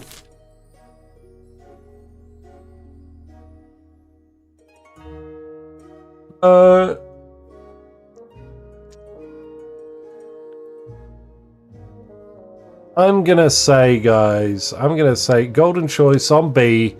The holidays can continue, but the counts must pay the grandees a generous sum. They have a cat's tongue after all. They gotta pay a servant to pick up after themselves, yeah. Vote B, everyone, for golden choice, and you know, the counts have had a rough time. They've had a holy site. A meteorite has hit them. You know, I think we can cut them some slack and give them a holiday.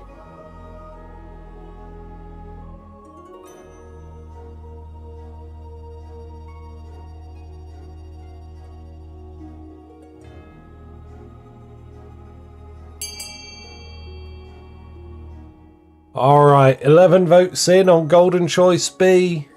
Gonna do a final countdown. 3, 2, 1. Boom, boom, boom, boom, boom, boom, boom, boom.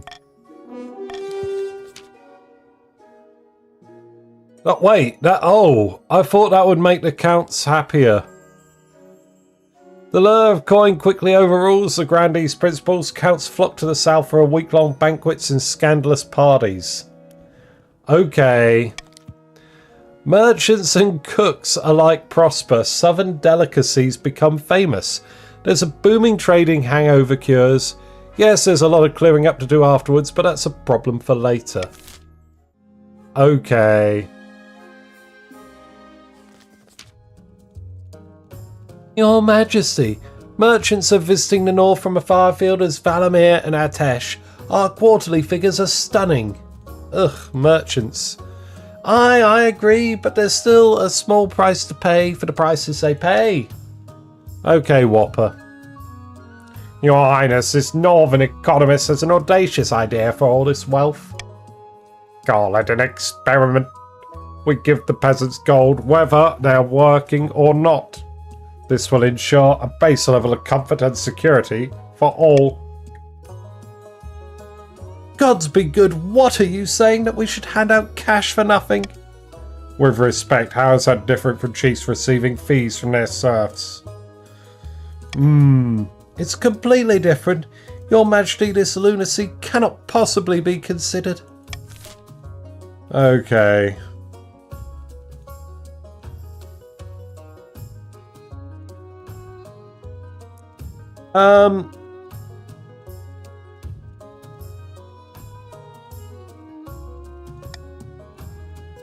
We're not going to have a extra tax. I think B or D are what I'd like. I wouldn't like A. But I definitely don't want C. I'd consider B or D good. Vote how you please, though, everyone.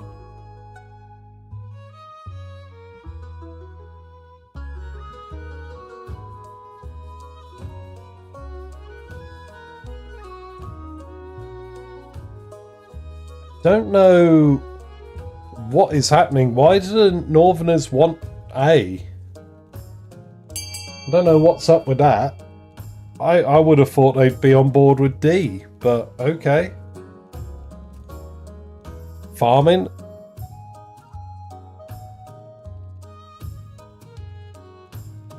I mean, oh, okay. Well, that's pretty much everyone. Why would they be interested in farming?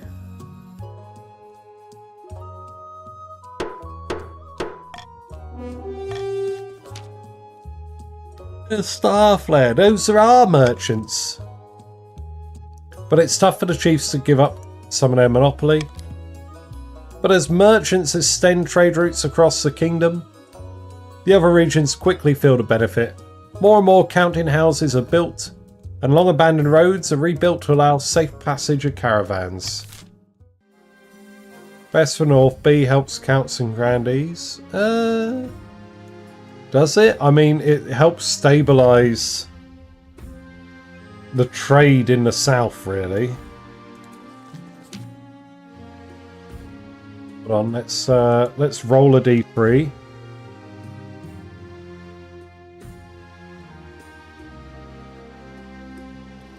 A 3. Your quest for an heir is finally complete. You stand before the council, holding a small child in your arms. Should I die, I ask that my crown be passed down to.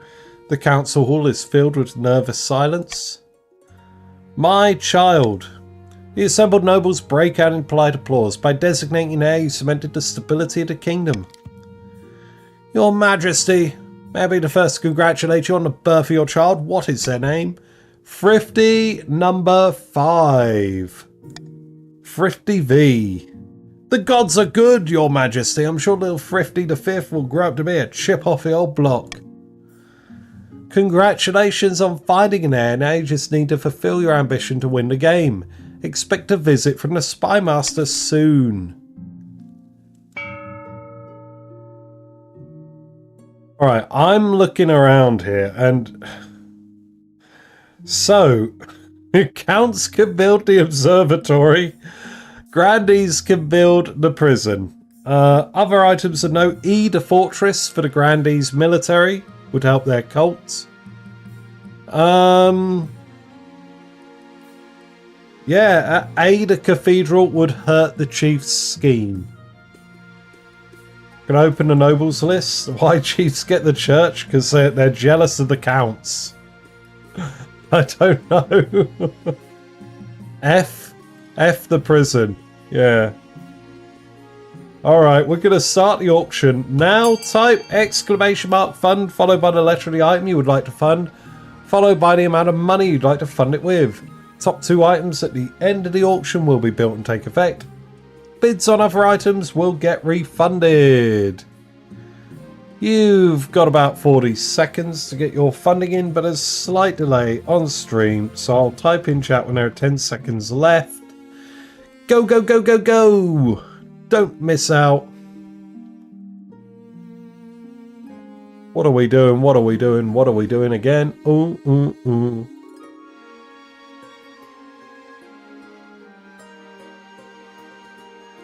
We got E, the fortress, and B, the theatre coming in. I don't know where the theatre's coming from, but okay. Oh, D is just typing in. Boom, 10 seconds, everyone, get in.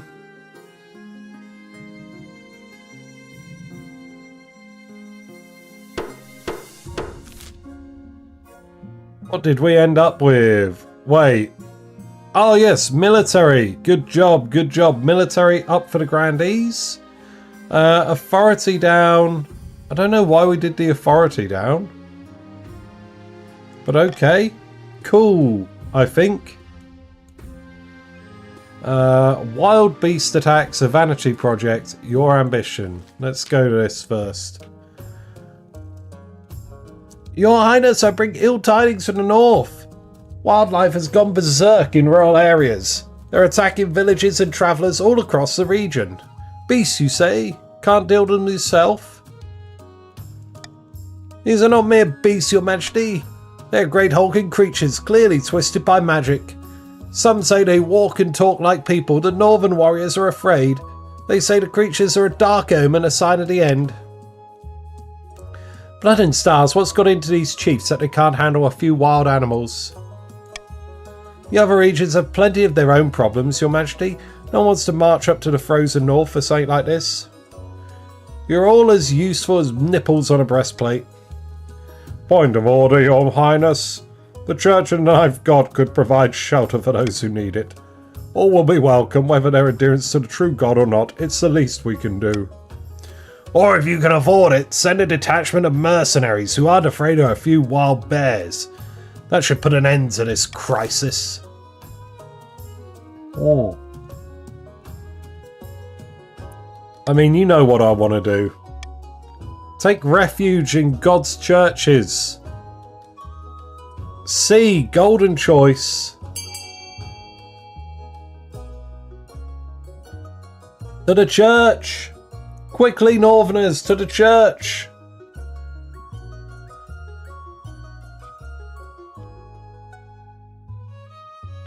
I trust the Archbishop to look after you all. Oh, wow. No. Chiefs and counts are like, nah, we don't want the money. We don't want the money. Oh, no. I can't believe it.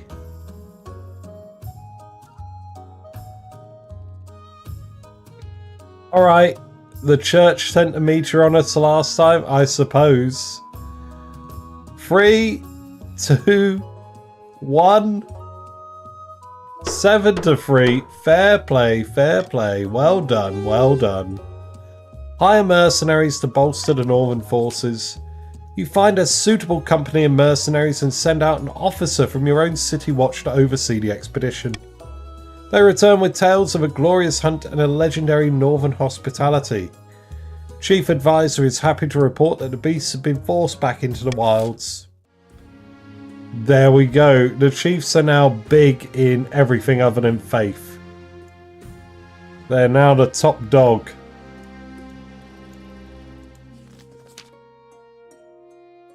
The Chief Architect bustles into your office carrying an armful of parchment. Statues can be torn down, paintings can be burned. Don't you think it's time you left a lasting mark on this kingdom? I propose we carve your Majesty's visage into the side of a mountain. It will take dozens of artisans, thousands of hours, but it will ensure you're always remembered. It does sound pleasing, but absolutely ridiculous. You call yourself an architect? Well, I went to university and everything. You call a vote to discuss this outrageous plan. A mountainside carved in your likeness will surely get people talking, but it'll take time and a lot of gold.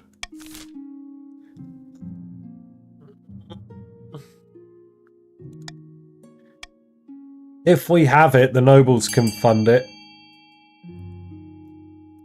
I don't think it's worth me dropping my own coin on this one. Mount Latrine? As much as I like money, but not this time, no. That's fine, Whopper.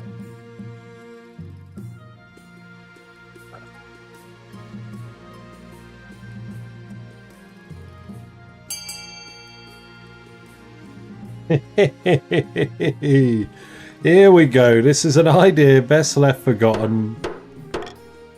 Thought you'd all hate the idea of spending money. When the results of the vote are announced, the Chief Architect sighs in disappointment.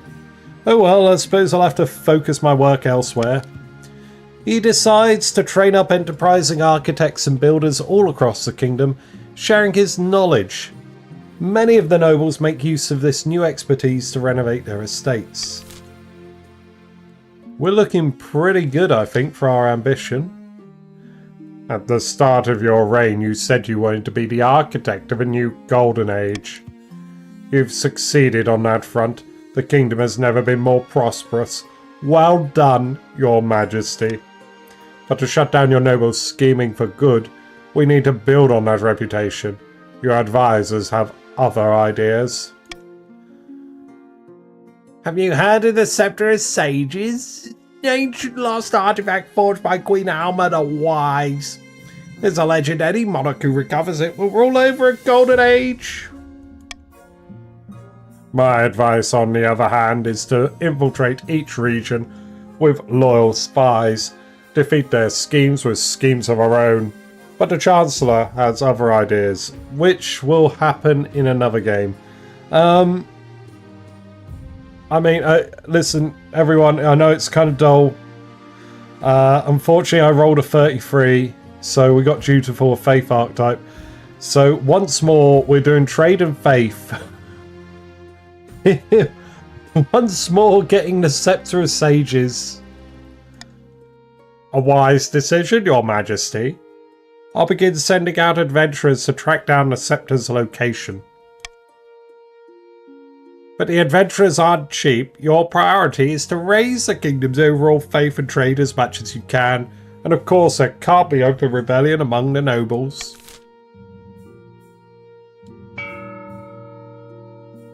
Common tax for everyone.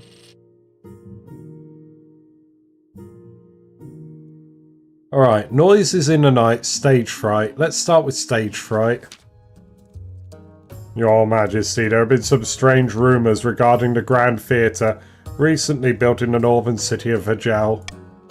People are saying an unscheduled play is performed there at midnight, and that anyone who watches it will die 6 days later. Several deaths have already occurred. Sorry, did you say 6 days? By the old gods, your highness, I went and saw that midnight play out of idle curiosity. That was 5 days ago. I'm sure there's nothing to worry about.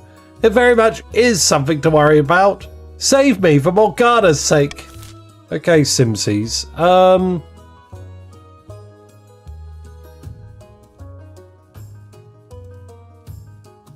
Let's send the High Inquisitor to sort it out. Everyone vote C for Golden Choice. I don't particularly want to go myself. This is the best bet for fixing the problem. Vote C for 500 gold and maybe we'll save Simsies. Just gonna go to the bathroom right quick.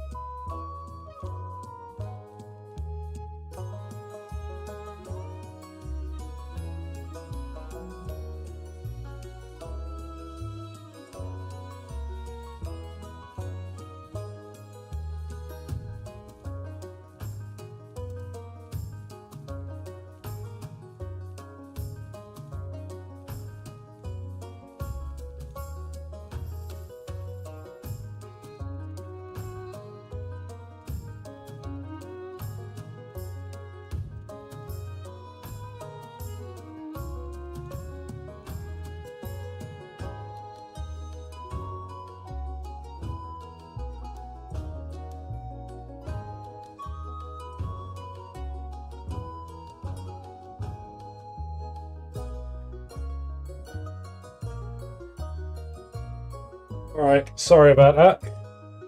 Got a little bit sidetracked. There was a spider in my bath. And now he's down the drain. Thank you very much. Let's see. Send the High Inquisitor. Let's go. Poor spider. I know, but it was... It's in the bathtub. I will not let you down, Your Majesty. I'll take a full team of my best Inquisitors. When the High Inquisitor returns from the theatre, her face is ashen, her eyes are wild. A demon looks there, power greater than any I've ever seen. We must burn it. Burn it down. You heard her. Burn the theatre. With the theatre's destruction, all rumours of a midnight play cease abruptly. Whatever's causing this, it's been stopped. But that's not enough to save Chief Simsies, who dies the next day, convulsing and frothing at the mouth. The Chiefs blame you for the loss. Sorry, Chiefs.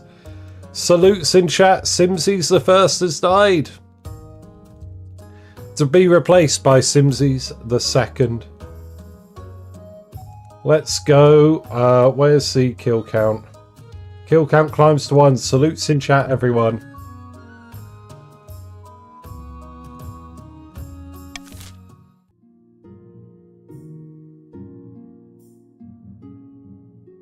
Noises in the night.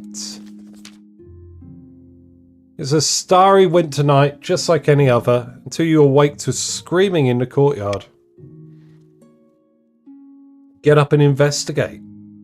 Rubbing sleep from your eyes, you trudge over to the window and push it open. A cool breeze washes over you, as does the pale light of the crescent moon. Then you hear it again. A blood-curdling scream followed by the sound of shouting down below. Then a deep guttural roar. Something is attacking the palace watch.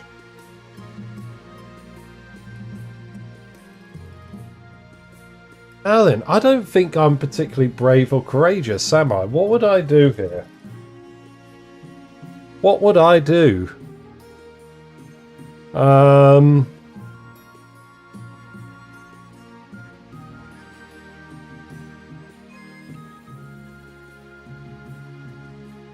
I think I'd just barricade myself in my chambers.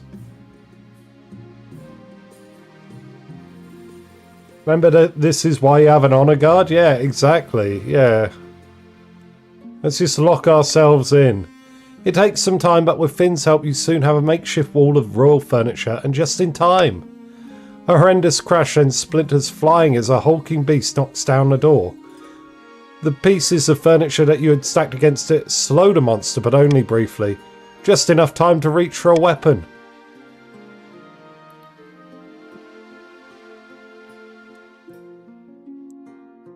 Hoist the spear standing up against the wall, quickly! You hastily grab the spear and ready yourself for a fight just as the hulking creature barrels its way through your doorway. A hulking mutated ursine figure stands before you on two legs, its maw dripping with blood. You don't have time to think before it roars, the sound is deafening. Finn screams loud enough to wake a troll, but the bear pays him no mind. It has eyes only for you. Wait for it to attack. Counter. Couch for the charge. You wait for the beast to make a move. It looks straight into the black pits of its eyes. When the bear swings at you, you're ready. You dive out of the way and prepare a counterattack. The spear finds its mark, digging deep into the bear's exposed neck. It roars in defiance, but soon gasps for air as blood pools into its lungs. The giant collapses, and you dive out of the way just in time. Then everything goes still. Moments later, your marshal and the honor guard come rushing into the room. I came as fast as I could, your majesty. What in the name of the ninth god is that beast?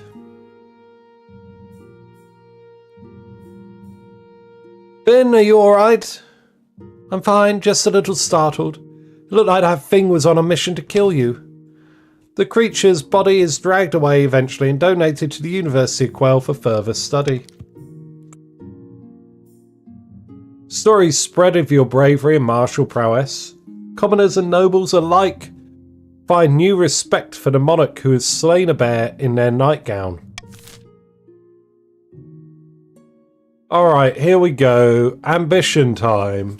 I think our chances are going to be pretty good on this one. So brace yourselves, it may be GG.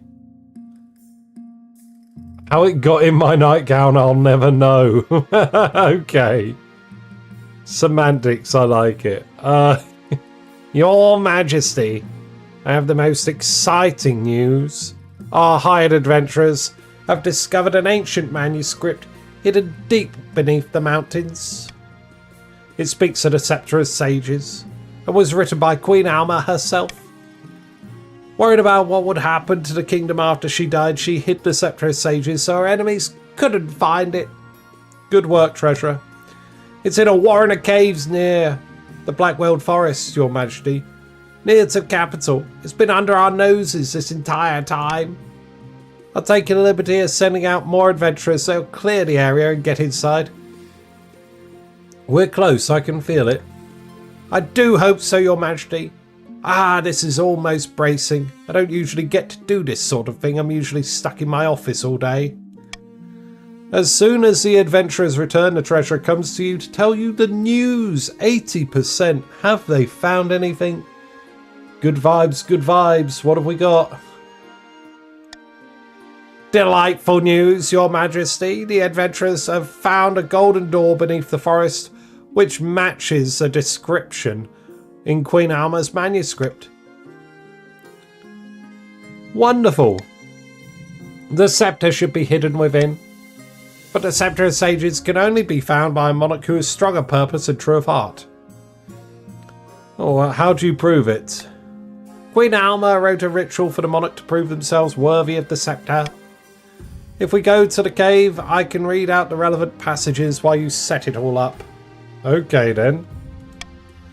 You make the arrangements, bring in a procession of horses, food and drink, adventurer guides and a little travelling desk for the treasurer to the Blackworld Forest. Your husband comes too, riding beside you. I wonder if someone's already gone in there and stolen it. That would be typical. What a misery. Well, I don't think I've seen that line before, so there we are. The adventurers lead you inside the cave, holding flaming torches to light your way. Soon the tunnels grow horribly cramped, and you bend double to squeeze through. These tunnels are cursed. We'll be stuck down here forever. You walk for what feels like hours. Just as you might have lost hope, you reach a golden door. Exactly as the adventurers described. It will open only for the faithful. Close your eyes, your majesty, and concentrate 70%. Ooh. Okay, here we go again, everyone. It's been a pleasure. It's been an honour. 70%. How's it going to go down? Breathe. Yes. A bright golden light flares behind your eyes, but you keep your breath steady. It's been a pleasure. You hear the door rumble open. When you open your eyes, the tunnel ahead is utterly dark. Even the torches do not illuminate it. As soon as you step into the chamber, the torches snuff out. A hideous scream echoes from below. The adventurers scramble into a protective stance while the treasurer wails. Oh, this is awful, dreadful. I should have stayed in my office. I have to say, I feel similarly. Do we even have enough air left? Is that a spider? Oh, no, it's just a cobweb. Sorry, I'll stay calm. Is that a spider in your bathroom? Yes. Oh, man. Thinking about it, I should have chased it out. I should have got, like, a bit of paper and, like, swept it out the window or something. Salutes to that spider. You put your hand out and feel your way along the wall, then your fingers touch something. Could this be it? As you grip the scepter, it glows gold, chasing away the dark shadows of the chamber. It looks like a simple wooden staff, like any peasant might use for walking, but the glow is as bright as the sun. It's the scepter, your majesty. You've done it. I didn't expect this to happen, but sometimes it's nice to be surprised. First things first, I'm eliminating poverty. Goodness, well, we must call the nobles first. Tell them the good news. Bearing the scepter, you make your way through the tunnels and back into the sunlit forest. As soon as you return to the capital, you call the nobles into the council hall. Let's go straight in. The treasurer holds a velvet cushion upon which the scepter of sages sits. It looks small and ordinary, but you sense the weight of its history. Finn walks in beside you, looking worried. Behind you, your heir Thrifty V toddles along, hand in hand with their governess. What's going on here? Your Majesty, why have we been brought here? Hello, Ganahan, welcome on in. Thank you for joining us. I have some good news. The nobles fall silent as you ascend the throne and settle yourself comfortably. Monarch Thrifty IV has descended into the darkest depths of the Blackworld Forest and retrieved the scepter of sages. Excited and worried whispers ripple around the council hall. As bearer of the scepter of sages, Monarch has sealed their destiny as Monarch Thrifty IV, the Enlightened. How do we know it's real? It could be any old staff. Let's pick up the scepter. The scepter begins to glow, bathing the council hall in warm golden light. The nobles gasp and fall silent. Beside you, Thrifty V claps their hands in delight. The country is in a better state than how it began in. It is indeed. Everything's pretty good. I never thought you could do it, Thrifty. Thanks, Finn, my #1 supporter, my husband, love of my life. It becomes clear that even the grumpiest of nobles will never dare speak against you while you bear the scepter of sages. Finally, you are secure in your throne and your kingdom. Your victory is here, but your future has only just begun. The chiefs decided that time must not have been ripe. The prophecy was quietly forgotten by all except the god speakers who waited for the right omens to arise again. Shortly after Monarch Thrifty IV's reign ended, the Inquisitors raided Countess Teenybert's castle and placed her under arrest for evil magic. As she burned, she screamed the secret name of the 7th god. The grandees prayed and prayed for a miracle to place Alfonso in his rightful place on the throne, but no miracle came. Backed by the scepter's power, Monarch Thrifty IV's rule spanned another 15 years of peace and stability. A golden age of prosperity swept over the kingdom. In their will, the monarch instructed that the scepter be reburied to be claimed only by a worthy successor. A GG again. Yes, GG's everyone. Chiefs succeeded in making their cult. They did. Let's have a vote.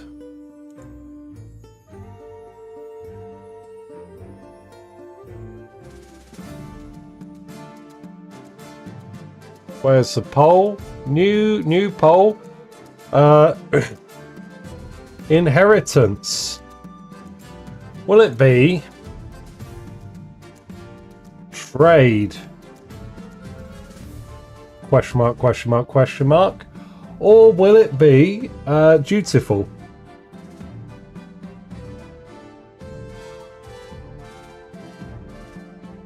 You'll have 2 minutes to vote. Gonna start the poll now.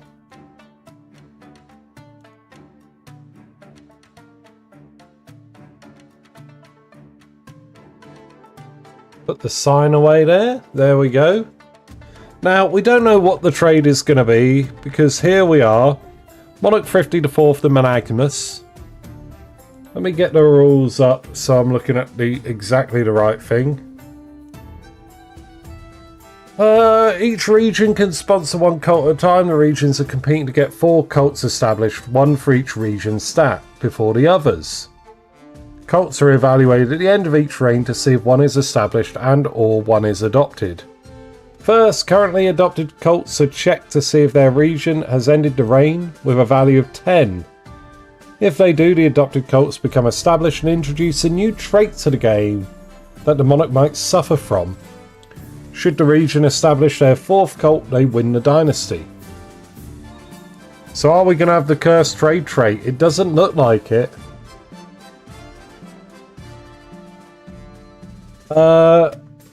Third, if the monarch wins via ambition and either of the stats match the inactive cult traits archetype, that trait is removed from future games. The cult is still established but no longer influences the crown.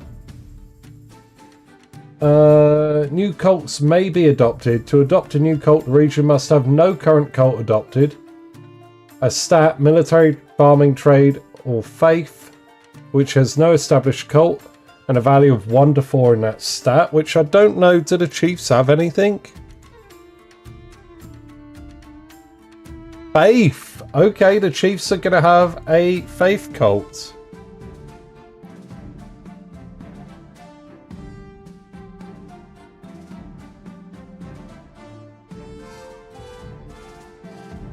I'll think about what that will be.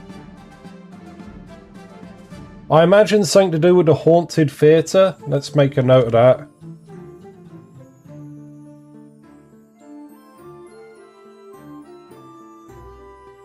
See you next time, Weldris. Take care. Thank you.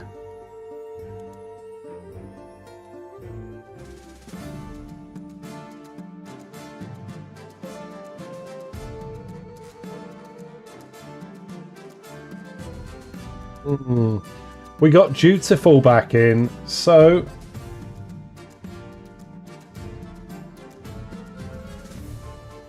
Monarch Thrifty the 5th will be Dutiful. And the trade archetype might not come in.